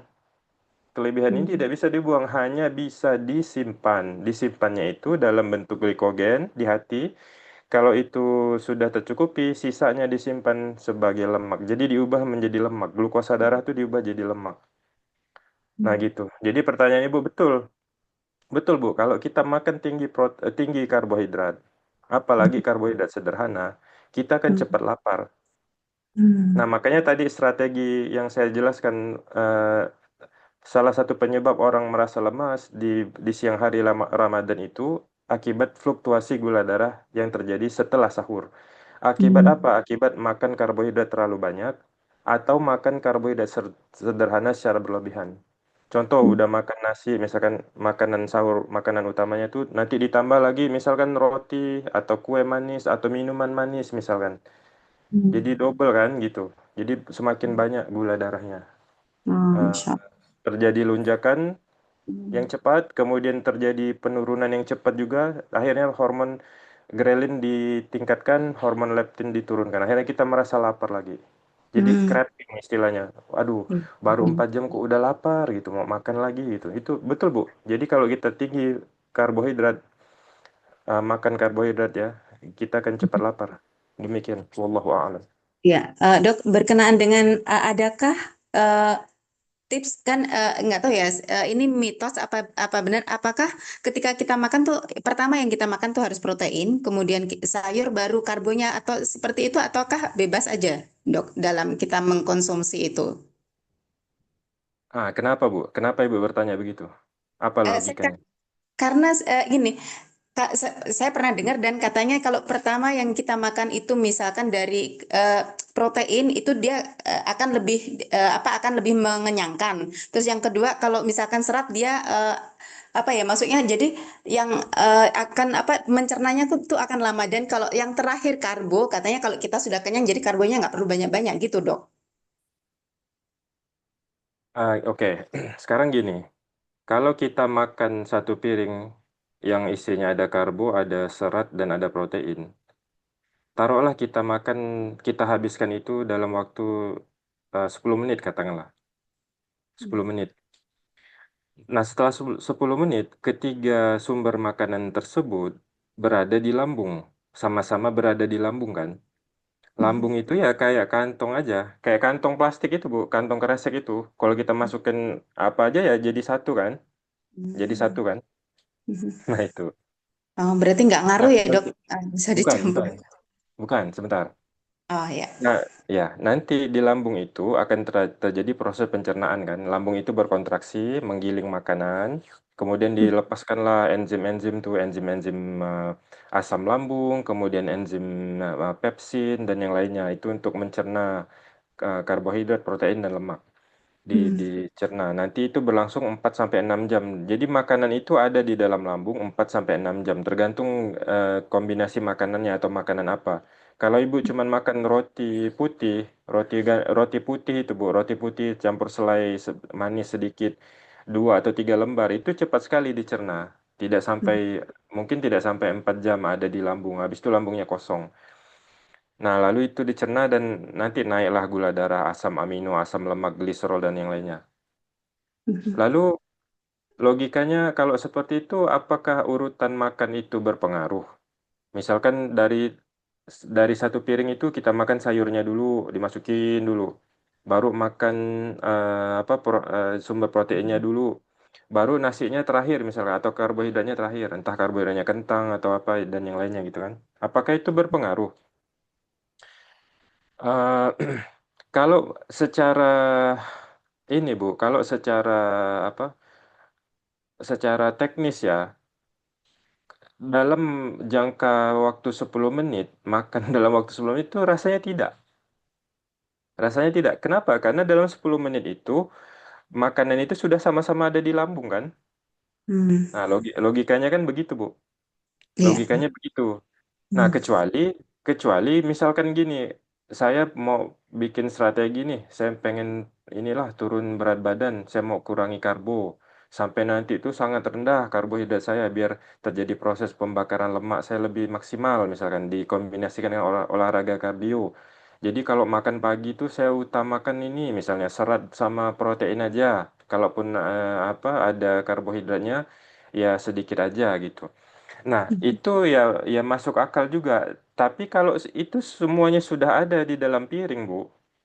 Hmm. Kalau itu semua sudah ada di dalam piring, yang kita pikirkan itu adalah memakan semuanya kan, yaitu memasukkan satu piring itu ke dalam ke dalam lambung kita gitu. Kecuali Iya, gini, misalkan ada misalkan proteinnya tersendiri, kayak misalkan di buffet apa Bu, prasmanan itu Bu, iya, prasmanan itu kan kita suruh iya, milih makanan tuh. iya. Wah, saya makan ini dulu saya ambil telur, dada ayam, misalnya tahu tempe, sama sayuran hijau. Saya makan ini dulu makan, makan, makan, dihabiskan dalam 10 menit, habis masuk semua ke lambung. Nah, kalau seperti itu, Bu, lambung kita sudah terisi, hormon grelin mulai dilepaskan, leptin grelin diturunkan, leptin dinaikkan. Nah, kita kalau mau nambah ini misalkan nambah bubur nasi, mau nambah nasi goreng yang ada di buffet itu, jadi berpikir lagi kan, aduh udah agak kenyang nih gitu. Ngerti nggak, Bu? Iya, iya. Tapi kalau semua itu sudah ada di satu piring, di porsi yang harus kita habiskan kan Iya. semuanya masuk jadinya kan, Bu. Jadi Gitu, ini Bu. ya. Betul. Nah, gitulah kira-kira Ibu. Oh Wallahu ya, a'lam. iya. Uh, Jazakallah khair dokter. Ada yang ingin bertanya secara langsung? Baik, ini ada titipan pertanyaan Ustadz. Maafan, dok, ini katanya saya minta tanya, katanya takut kan? Takut. Eh, Ya, ini titipan pertanyaan. Bismillah. Assalamualaikum warahmatullahi wabarakatuh, dokter. Saya ada informasi tentang harus minum air putih 1 jam setelah makan dan dilarang minum saat makan. Apakah hal itu dibenarkan? Demikian pertanyaannya, dokter. Baik, Waalaikumsalam warahmatullahi wabarakatuh. Nah, ini juga nih ada saya bahas nih di media sosial saya. Itu tadi eh, yang saya sampaikan di awal tadi yang bertanya ya, ibu yang bertanya di awal tadi itu. Kalau makan itu tidak ada satu aturan yang universal yang apa ya, yang saklek gitu ya, yang mutlak ya mutlak. Ini boleh, ini tidak boleh. Selalu ada konteksnya. Hmm. Selalu ada konteksnya. Maaf, kalau kita bicara dalam ranah ranah syariat. Nah, ini saya jadi bahas ini nih. Harusnya Ustadz tadi nih. Nggak apa-apa, Bu, dok. ya udah gini Bu. Kan kita Ya, tuh disuruh makan yang halal dan yang baik kan, halalan dan makanan yang toyibah kan. ya. Ya, jadi kalau makanan itu halal, ya tidak ada larangan mutlak berarti gitu kan. Kecuali makanan itu haram, ya udah jelas mutlak tidak boleh. Walaupun Hmm. ada kondisi tertentu yang nanti mungkin berubah hukumnya. Kemudian Hmm. makan yang baik kan, yang baik gitu. Nah, yang Hmm. baik itu kan ada dua, Bu. Ada makanan yang baik itu sifat dari makanan itu tersendiri. Itu makanan yang halal. Nah, Hmm. baik atau tidaknya itu tergantung dari sifat yang tersendiri Hmm. pada makanan tersebut, atau Hmm. baik atau tidaknya itu tergantung kondisi. Nah, ini maksud saya konteks tuh itu tergantung kondisi orang gitu. Hmm. Nah, sekarang oke, balik ke pertanyaan itu. Apakah benar kita itu kalau makan tidak boleh minum, tunggu 1 jam baru minum? Nah, itu tidak boleh itu, Bu. Dalam konteks apa? Jadi kalau misalkan dokter itu, Bu, ditanya, misalnya gini, dok, eh, benarkah saya ini tidak boleh minum berserta makan ya, sambil makan gitu ya? Harus Hmm. tunggu 1 jam baru boleh minum. Nah, dokter pasti tanya balik, kenapa gitu? Apa Hmm. konteksnya? Kenapa bertanya seperti itu kan gitu? Karena Ya. kaidah umumnya secara naluriah kita pun eh, kita akan menolak itu gitu. Contoh gini Hmm. Bu, kalau kalau Ibu makan misalkan makan mie goreng misalkan, makan Hmm. mie goreng. Atau oke lah makan nasi putih sama telur dadar misalkan, ada sayuran hijaunya. Ibu makan makan itu kan bisa keselak kita Bu. Hmm. Lalu Ya. secara naluriah kita ngambil air kan, kita ngambil air, aduh minum air dulu biar bantu proses uh, penurunan makanan dari kerongkongan ke lambung. Terus saat bayi setelah masuki usia 6 bulan, setelah lebih dari 6 bulan, kan mulai makan makanan tambahan tuh, makan apa Bu? Ya apa yang kayak bubur-bubur apa? Bubur Bubur bayi. sumsum atau kayak gitu. Itu kan pasti cobalah secara naluri ya. Ibu-ibu itu kan pasti ada bubur itu sama ada 1 gelas air. Bubur Hmm. itu dikasih air sedikit baru disuapkan ke anaknya. Iya, Itu iya. logis gitu. Jadi Mhm. air itu untuk membantu proses eh, pencernaan. Pencernaan itu kan mulai dari mulut, dari kita mengunyah, terkena air liur. Nah, air liur itu fungsinya secara mekanis untuk membasahi makanan supaya apa? Supaya mudah kita telan. Supaya mudah Hmm. kita telan. Adapun kekhawatiran, mungkin kayak gini, logikanya gini, nanti ini mengganggu pencernaan? Tidak. Tidak. Berapa sih air itu seberapa gitu kan? Kalau orang mikir gini, nanti kalau minum setelah makan tuh apa sambil makan tuh nanti asam lambungnya encer. Enggak kayak gitu. Tubuh tuh enggak ini kok. Tubuh tuh canggih kok. Tubuh kita tuh bisa beradaptasi gitu. Gitu. Itu tidak ada kalau secara medis tuh tidak ada apa ya, secara teknis maupun mekanis tuh tidak tidak mengganggu proses pencernaan sama sekali. Kemudian kalau dibilang nanti sakit, sakit apa? Sakit apa? Nggak ada. Secara medis tuh nggak ada gitu. Makanya tuh saya tuh heran juga. Ada beberapa saya dapatkan tuh kan. Ada yang tanya tuh kayak gitu, Bu. Saya tuh heran nih dari mana gitu. Kok aturan ini tuh dari mana asalnya gitu. Gitu. Kecuali misalkan itu datang dari syariat kan Bu ya. Misalkan ya itu Nabi perintahkan. Misalkan Nabi perintahkan. Adakah adakah hadisnya dari Nabi ya? Iya. Adakah? Hmm, Ya kan tidak Bu? ada. Iya, iya. Gitu kan. Karena gini Bu, selama apa ya sejauh ini ya yang saya perhatikan apa-apa yang disebutkan di dalam sunnah apalagi yang di dalam Al-Quran itu tidak pernah sama sekali bertentangan dengan sains, tidak pernah Bu. Jadi kalau ada apa ya kayak pernyataan kayak gitu tuh kok bertentangan dengan sains rasanya. Makanya saya tanya apa alasannya kenapa tidak boleh. Oh ini Hmm. dok nanti bisa mencairkan apa mengencerkan asam lambung. Nah, itu tidak logis kalau kayak gitu. Nggak logis Hmm. kalau alasannya itu gitu. Oh ini dok, nanti bisa menyebabkan gangguan pencernaan. Gangguan pencernaan apa? Coba sebutkan. Apa Hmm. gangguan pencernaannya? Nggak ada juga. Nanti bisa menimbulkan penyakit. Penyakit apa? Coba sebutkan. Sebutkan minum saat bersama makan tuh menimbulkan penyakit apa? Kalau Hmm. orang sakit karena keseringan makan bakso, itu bukan karena ada minum sambil apa makan sambil minum kuahnya, bukan. Itu kan karena hal lain gitu. Iya kan? Nah, kayak gitu, Bu. Jadi itu secara medis itu tidak apa ya tidak ada seperti itu Bu. Jadi Hmm. bebas saja, bebas Hmm. saja. Kita minum tuh kan bukan keharusan kan kalau kita makan tuh biasanya kita minum tuh kok rasanya keselak gitu kan. Jadi kita minum air putih itu untuk melancarkan proses menelan makanan kayak gitu, gitu Iya, Bu. baik. Wallahu a'lam. Iya, baik. Ada pertanyaan dari teman-teman? Dipersilahkan. Ini mumpung ada ini loh, bisa konsultasi loh. Silakan. Izin Mbak Win. Ya, tafadholi Uti. Iya, Assalamualaikum dokter. Terima kasih waktunya Mbak Win. Ya. Izin nanya, tadi mungkin saya kelewat. Apa benar kalau misalnya kita berbuka puasa itu makan gorengan itu bikin ngantuk ya selain makan yang manis-manis tadi dok? Itu yang Waalaikumsalam. pertama. Oh, Eh, ada eh, dua. yang kedua, kalau misalnya mau untuk pada saat berbuka puasa makan beratnya itu kapan kira-kira dok sebaiknya? Apakah sebelum Isya atau setelah tarawih aja? Biar nggak ngantuknya ke bawah tadi.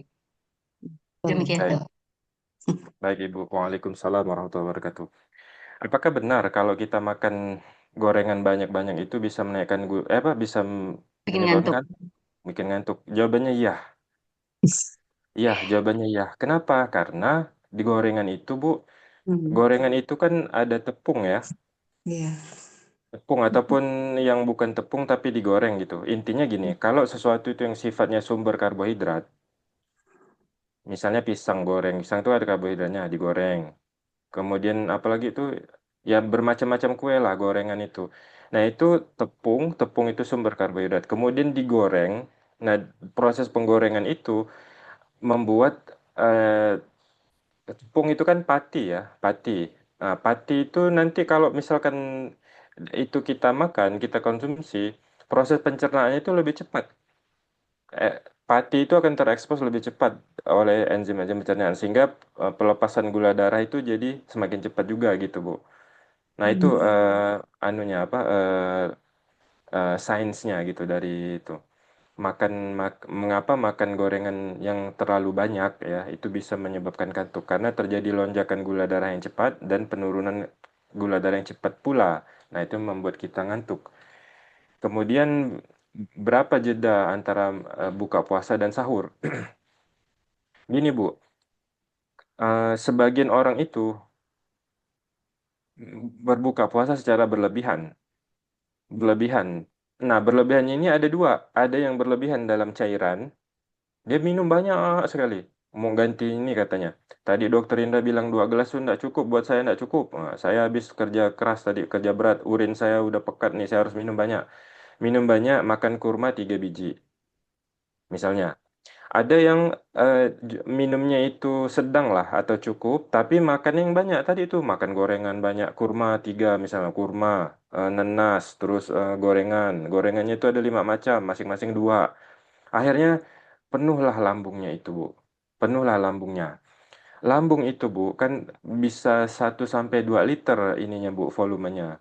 Kalau itu kita habis itu pergi sholat maghrib itu kan tidak nyaman Bu.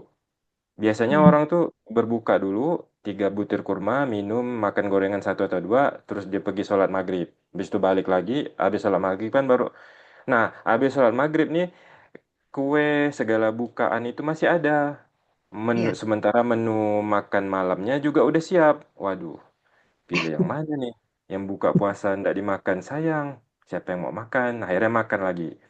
Makan lagi. Jadi tadi mungkin jeda setengah jam atau 1 jam tuh air yang dia minum saat berbuka itu mungkin sudah berkurang. Makanya dia merasa perutnya agak agak agak, agak kempes nih. Ada space lagi untuk diisi makanan. Akhirnya makan. Nah, di sini ini yang biasanya rawan. Orang terlalu berlebihan biasanya.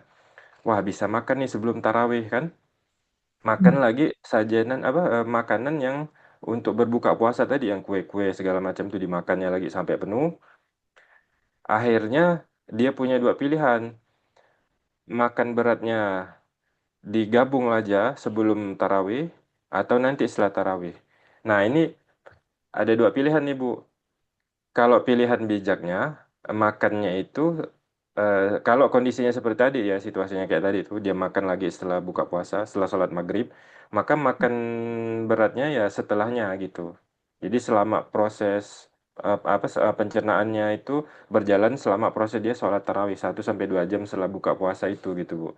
Nah, nanti kalau udah jam setengah 9 atau jam 9 tuh dia mulai ngerasa tuh, aduh perut ini udah kayaknya udah kosong nih. Wah, itu saatnya makan makan berat gitu.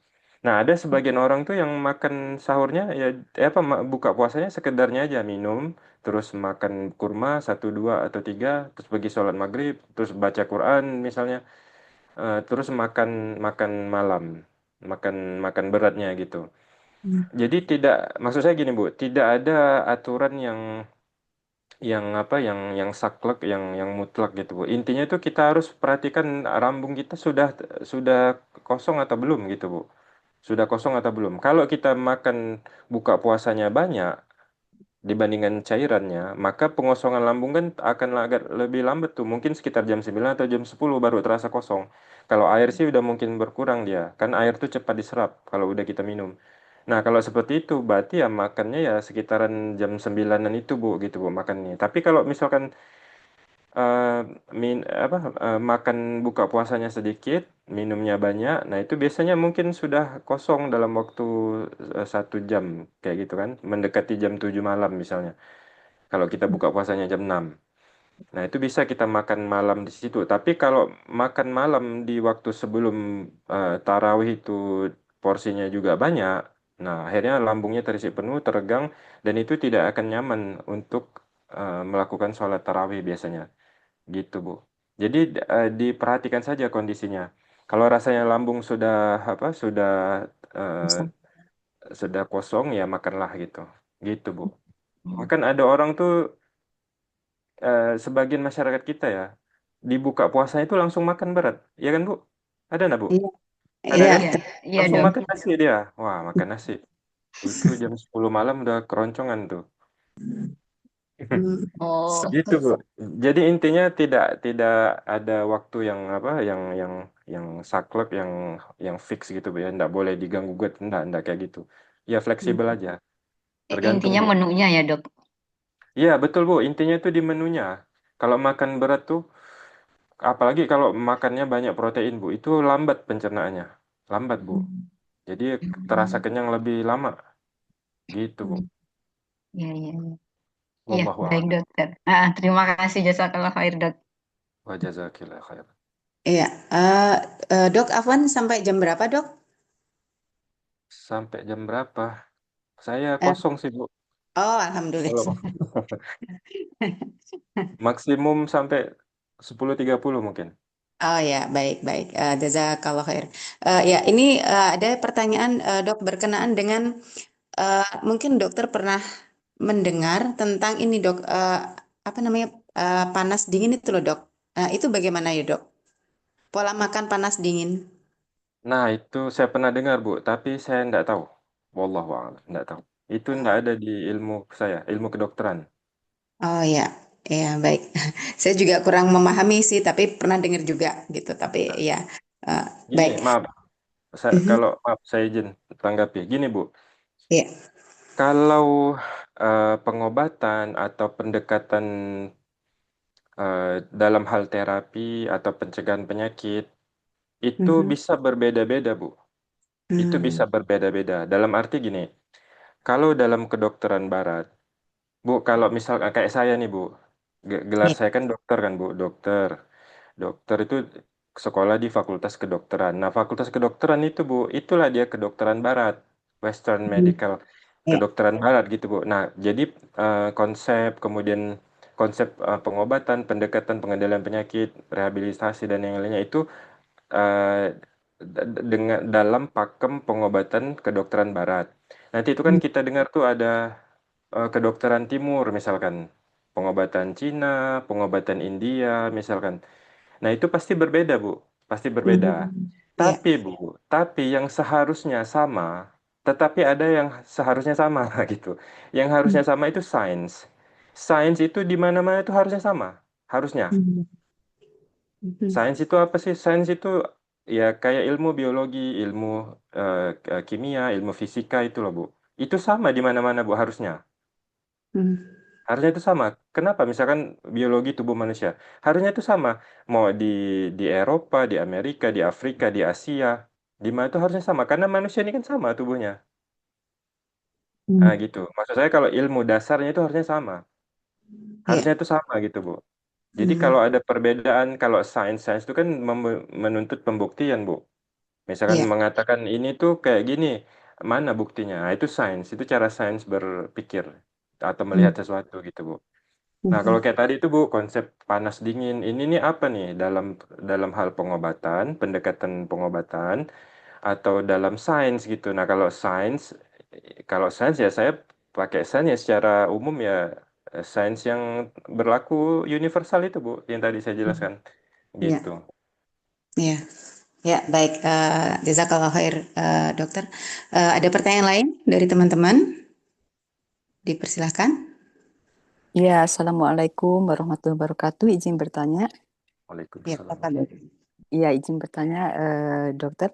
Ya, dokter tadi saya mendengar tentang kalau apa? Bukan kalau kalau mungkin kan kita supaya kita merasa awet kenyang itu kan harus memperbanyak protein.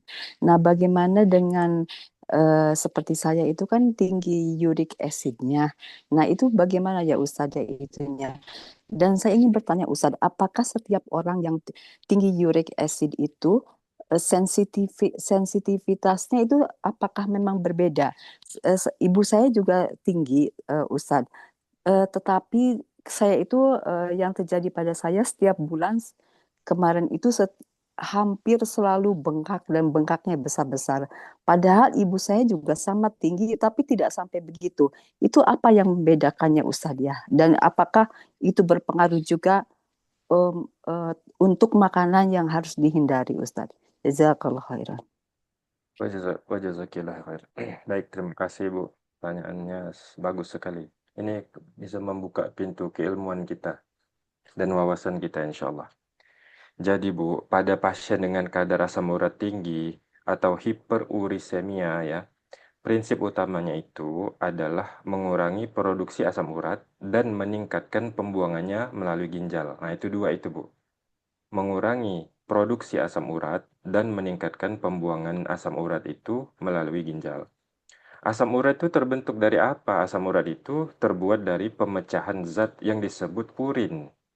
Nah, purin itu adalah komponen alami yang ada di dalam sel tubuh dan berbagai jenis makanan. Purin itu kalau secara sains itu Bu, itu adalah basa dari nukleotida yang ada di DNA inti sel atau rumit mabuk itu istilah medis.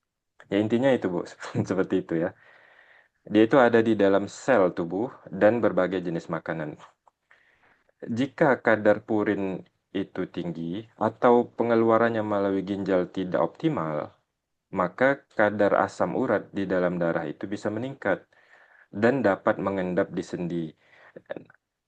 Kristal asam urat ini nih Bu yang memicu terjadinya inflamasi atau peradangan di berbagai bagian tubuh kita terutama di sendi. Nah, itu yang membuat bengkak, itu yang membuat nyeri, itu yang membuat panas. Ya. Jadi prinsipnya itu pertama batasi makanan yang tinggi purin. Nah, ini kayak Ibu ini dalam konteks pasien yang punya penyakit asam urat ya. Nah, ini pasien yang punya penyakit asam urat itu harus membatasi makanan yang tinggi purin.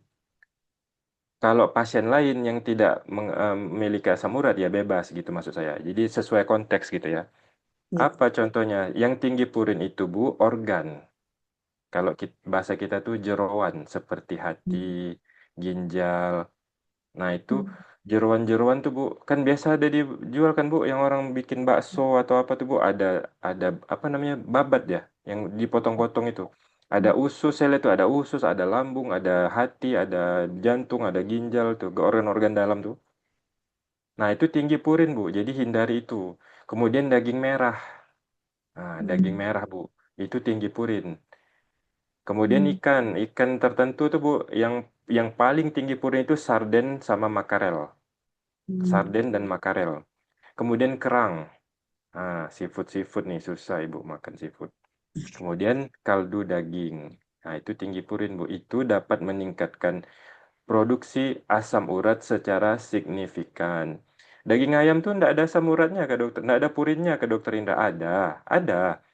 Intinya semua makhluk hidup makanan apa sumber makanan yang hewani itu yang ada sel itu terdiri dari sel juga kan itu ada purinnya ada cuman yang pada pasien diabetes pada pasien hiperurisemia itu yang dihindari adalah makanan yang diketahui tinggi kadar purin karena itu bisa menaikkan kadar asam urat pasien tersebut secara signifikan. Yang kedua Bu, kurangi minuman manis tinggi fruktosa. Nah, minuman manis tinggi fruktosa. Apa hubungannya dengan asam urat? Kan tidak ada asam uratnya, Dokter Indra.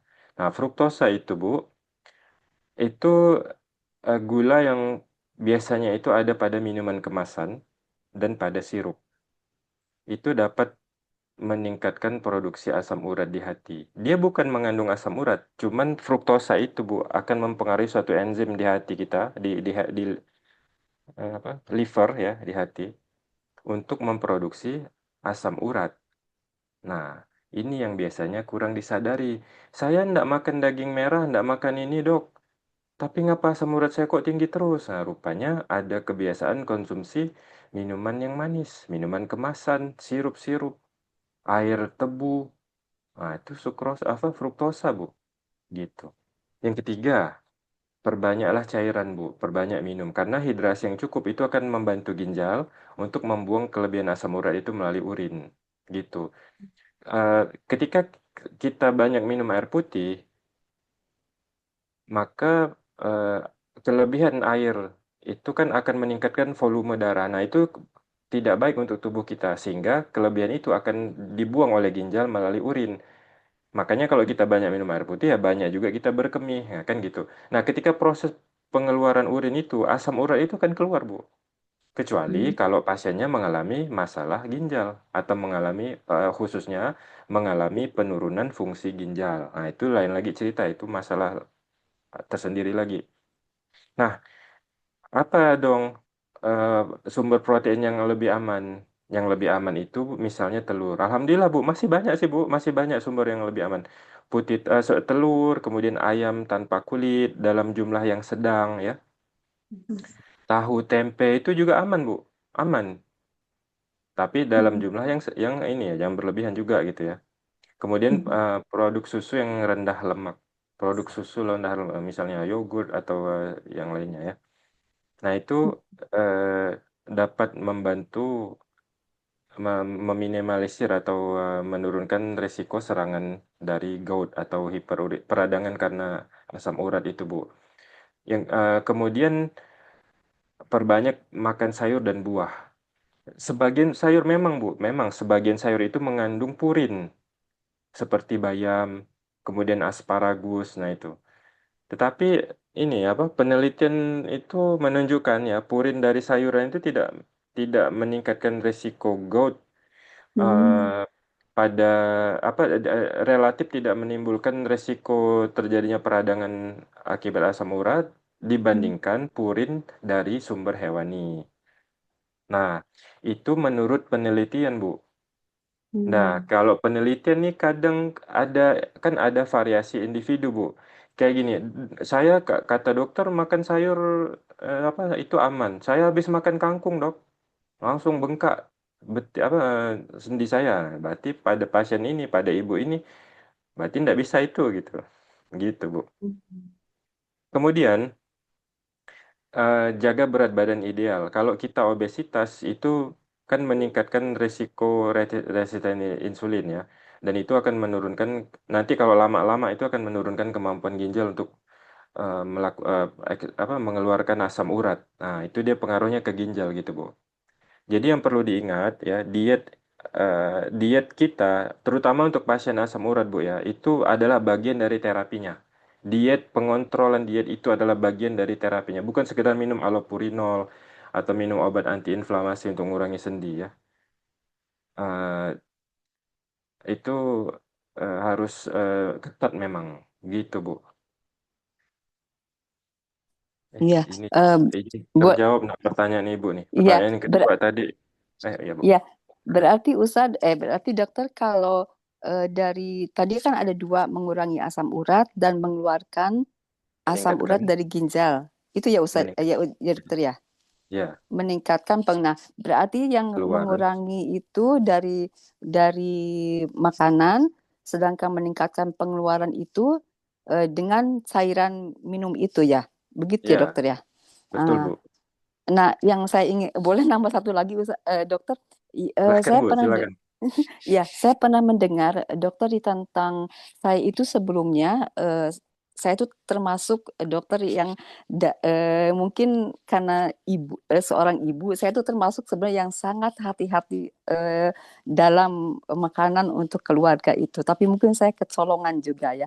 Nah, ini saya tuh tiap pagi saya betul-betul jus saya bikin sendiri dari wortel segala macam. Tapi saya pernah mendengar bahwa untuk yang asam urat itu harus mengurangi. Jadi boleh buah tapi tidak boleh di jus karena hanya saja saya tidak tahu secara sains kedokterannya bahwa gula itu termasuk yang mempertinggi uric acid. Apakah itu betul? Jadi saya sekarang stop betul-betul dokter untuk menjus buah-buahan. Jadi saya cukup buah secara ya alami saja dimakan. Apakah itu memang ada sainsnya, dokter?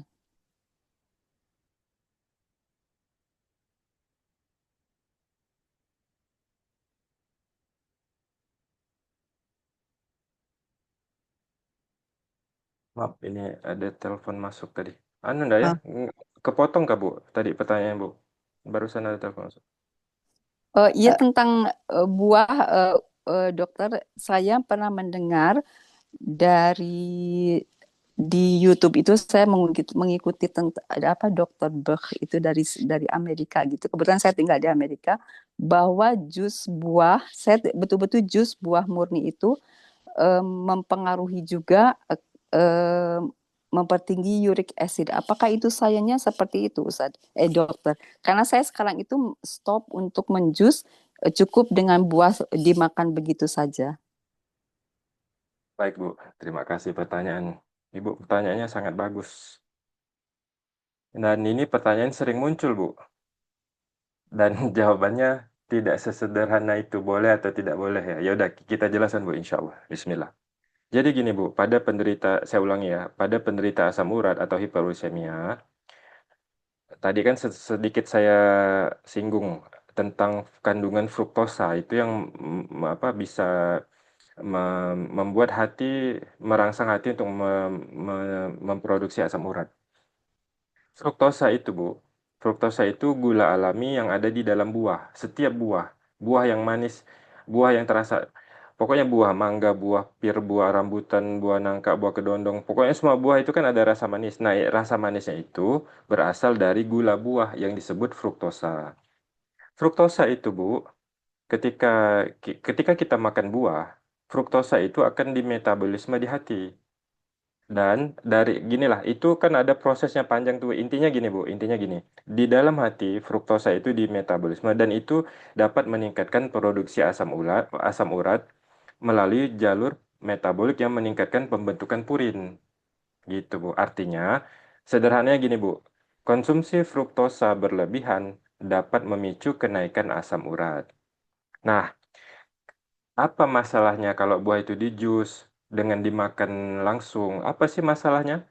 Ada beberapa hal, Bu. Yang pertama, ketika saat buah itu dijadikan jus, seratnya mungkin berkurang atau bahkan hilang, terutama kalau disaring. Kalau disaring lagi. Nah, padahal serat itu berfungsi untuk memperlambat penyerapan gula, sehingga lonjakan gula dan fruktosa di darah kita itu setelah diserap dari saluran cerna jadi lebih terkendali. Yang kedua, dalam satu gelas jus itu biasanya terkandung beberapa potong buah sekaligus. Kan kadang kita campur-campur tuh, Bu. Ada 3 atau 4 misalkan. Misalnya ya. Nah, tanpa terasa, maka asupan fruktosa kita menjadi jauh lebih tinggi dibandingkan kalau kita makan buah, kalau kita kalau buah itu dimakan secara utuh. Yang ketiga, jus dengan menjusnya ya, di jus itu maka gula lebih cepat diserap karena tidak perlu pemrosesan di mulut yaitu dikunyah dan tidak perlu dilumatkan lagi di dalam lambung karena dia sudah jadi jus, tinggal diserap oleh tubuh, mudah jadinya tubuh menyerap fruktosa yang ada dari buah tersebut. Nah, ini dapat meningkatkan beban metabolik pada hati, pada liver, dan berpotensi meningkatkan produksi asam urat. Jadi, apakah penderita asam urat tidak boleh minum jus sama sekali, Dokter Indra? Nah, jadi jawabannya tidak dilarang total sih, Bu. Tidak secara total tidak boleh gitu ya, tetapi perlu dibatasi dan dikontrol. Memang lebih dianjurkan mengkonsumsi buah itu dalam bentuk utuh dibandingkan dalam bentuk jus. Gitu. Eh, kemudian kalau misalkan tetap ingin di jus ya, ada triknya ya. Sebaiknya tanpa tambahan gula, itu satu. Kemudian tidak disaring, nah, biar seratnya tetap ada di situ dan dalam porsi kecil. Nah, itu tipsnya, Bu. Tidak ada tambahan gula, gula pasir ya maksudnya. Tidak disaring dan dalam porsi yang kecil. Kemudian ini, Bu, hindari jus dengan kombinasi banyak buah sekaligus. Ada saya pernah lihat di TikTok tuh, Bu. Wah, ini TikTok nih, banyak info nih dari TikTok. Saya lihat di TikTok tuh ada orang jual jus tuh aneka macam buah. Kurma, nangka, apel, pir, dimasukkan semuanya, anggur dimasukkan, terus ditambah kental manis, ditambah sirup. Wah, jadi itu, Masya Allah sedikit nih. Berapa nih lonjakan gula yang terjadi pasien nih? Itu bukan Iya kelihatannya enak ya. Orang lihat, saya lihat komen-komen tuh, wah enak ini segar. Iya itu, tapi itu berbahaya loh. Kalau dari pandangan medis, berbahaya itu minuman itu. Kalau diminum sekaligus. Nah itu. Kemudian Bu, ada buah dengan kadar fruktosa yang relatif lebih rendah. Itu misalnya stroberi, kiwi, kemudian jeruk ya, jeruk dalam jumlah wajar. Nah, itu insya Allah aman Bu, lebih aman lah, relatif lebih aman dibandingkan misalnya jus mangga dan anggur dalam jumlah besar Bu. Nah ini saya spill nih Bu, mangga dan anggur. Begitu Bu. Jadi yang perlu dibatasi itu bukan buahnya, tapi beban fruktosa secara berlebihan itu. Jadi gini Bu, simpelnya gini. Kalau kita jus buah itu membuat uh, menimbulkan beban fruktosa yang berlebihan untuk tubuh kita, terutama untuk hati.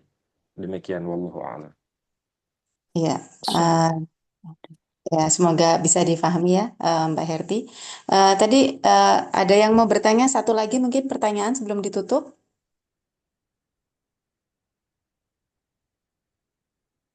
Satu pertanyaan. Sebentar saya cek di grup. Oh ya, ini tidak ada pertanyaan yang langsung ya. Ini ada pertanyaan Ustadz melalui Japri. Assalamualaikum, dokter. Saya seorang ibu yang baru melahirkan 2 minggu yang lalu. Saat ini kena diare hari kedua. Mohon nasihat dokter, saat ini saya lagi menyusui baby. Jadi pertanyaannya apa yang harus saya lakukan dan apa yang untuk menghentikan diare tersebut agar tetap bisa menyusui. Demikian dok. Baik Bu, ini konsultasi nih Bu. Iya. Konsultasi ibu-ibu nih hari ini. Oke, baiklah. Bismillah. Pertama, saya ucapkan selamat atas kelahirannya ya, dan semoga ibu serta bayi dalam keadaan baik. Nah, diare 2 hari setelah melahirkan, melahirnya 2 minggu ya, sudah 2 minggu pasca lahiran. Sekarang diare 2 hari. Ini umumnya disebabkan infeksi saluran cerna ringan, atau karena perubahan pola makan, atau mungkin karena eh, ya mungkin kalau ada ya, mungkin karena antibiotik yang diberikan pasca persalinan mungkin ya. Ya intinya pada eh, pada ibu 2 minggu postpartum atau pasca lahiran, yang paling penting itu adalah mencegah dehidrasi dan memastikan produksi ASI tetap terjaga. Itu. Jadi saran praktisnya gini, pertama fokus pada cairan. Ini secara umum pada pasien yang mengalami diare. eh, Ibu penanya ini harus minum lebih sering dari biasanya. Karena satu, menyusui. Nah, karena menyusui itu aja udah membuat kita membuat kebutuhan cairan kita jadi lebih banyak kan. Apalagi setelah kita kena diare.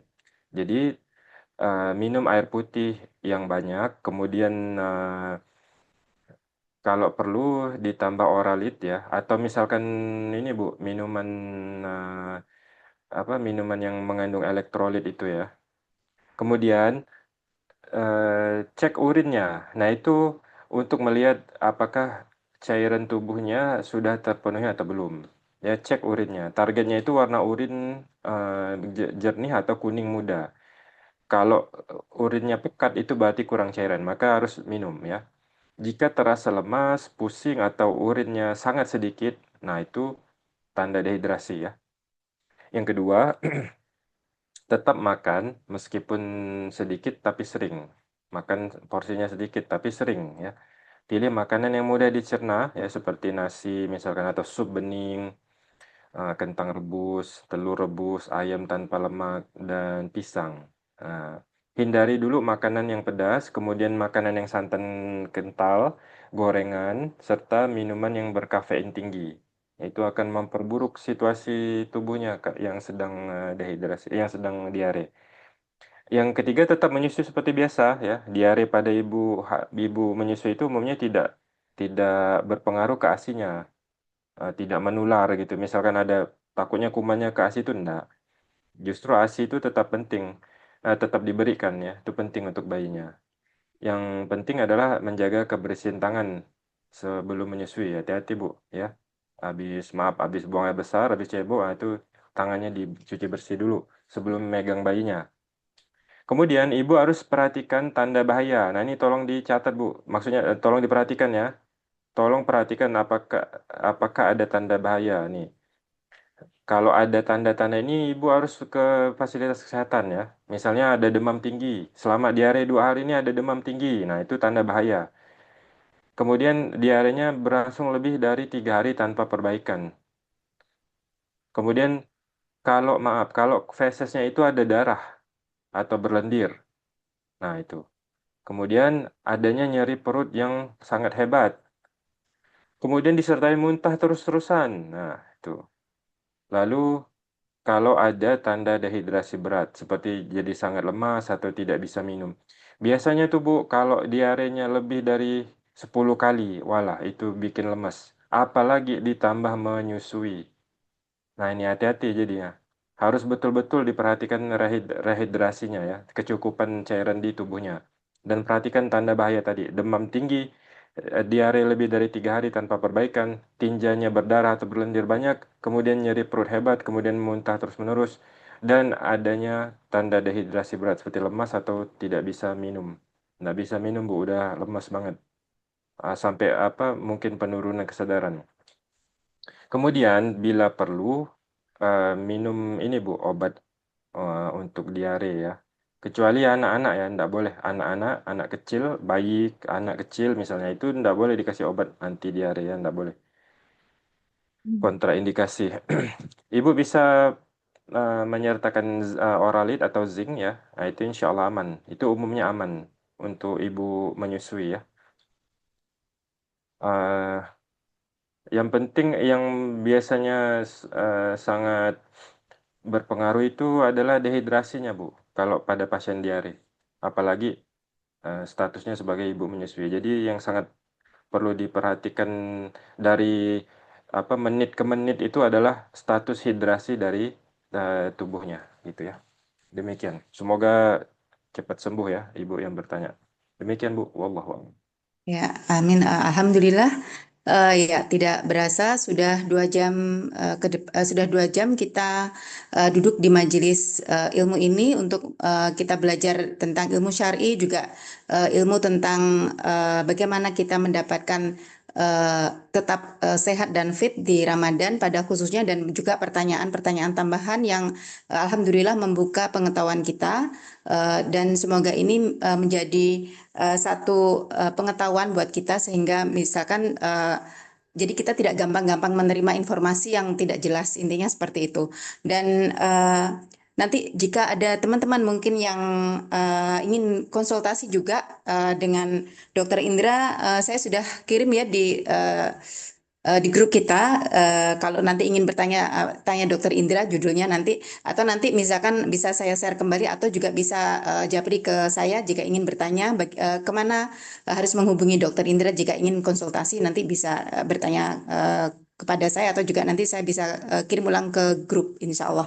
Dan alhamdulillah, sekali lagi saya ucapkan jazakallahu khairan untuk dokter yang sudah meluangkan waktu dan sudah mau kita repotkan untuk bisa membagi ilmunya bersama kita, dan juga memberikan tips-tips untuk kita semua, dan juga memberikan saran untuk teman-teman yang sudah bertanya berkenaan dengan masalahnya. Dan kita doakan semoga dokter senantiasa diberikan balasan yang terbaik oleh Allah Subhanahu wa taala. Dan untuk teman-teman juga kami ucapkan jazakumullah khair yang sudah bergabung, dan semoga Ramadan kali ini membawa kebaikan untuk kita semua, menjadi Ramadan yang lebih baik di tahun-tahun sebelumnya, dan semoga kita tetap fit hingga akhir Ramadan, dan kita bisa meraih Ramadan dengan kemenangan, yaitu tentunya kita bisa mensucikan hati kita, dan juga di akhir Ramadan kita tetap mempunyai badan yang fit juga, dan tetap semangat, dan semoga kita diberikan kemudahan untuk menjalani Ramadan yang insya Allah mungkin 2 hari ke depan akan bersama kita biiznillah. Dan kami atas nama admin memohon maaf jika terjadi kekurangan. Semoga suatu saat semoga Allah berikan kita kemudahan bisa kembali bersua bersama Dokter Indra kembali. Mungkin nanti insya Allah kita akan minta kalau dokter ada keluangan waktu lagi ya teman-teman. Jadi kita bisa konsultasi dan sekali lagi kami ucapkan jazakumullah khair untuk Dokter Indra dan juga teman-teman yang sudah hadir di sini. Eh, Kami tutup dengan doa kafaratul majelis. Subhanakallahumma wa bihamdik asyhadu alla ilaha illa anta astaghfiruka wa atubu ilaik. Assalamualaikum warahmatullahi wabarakatuh.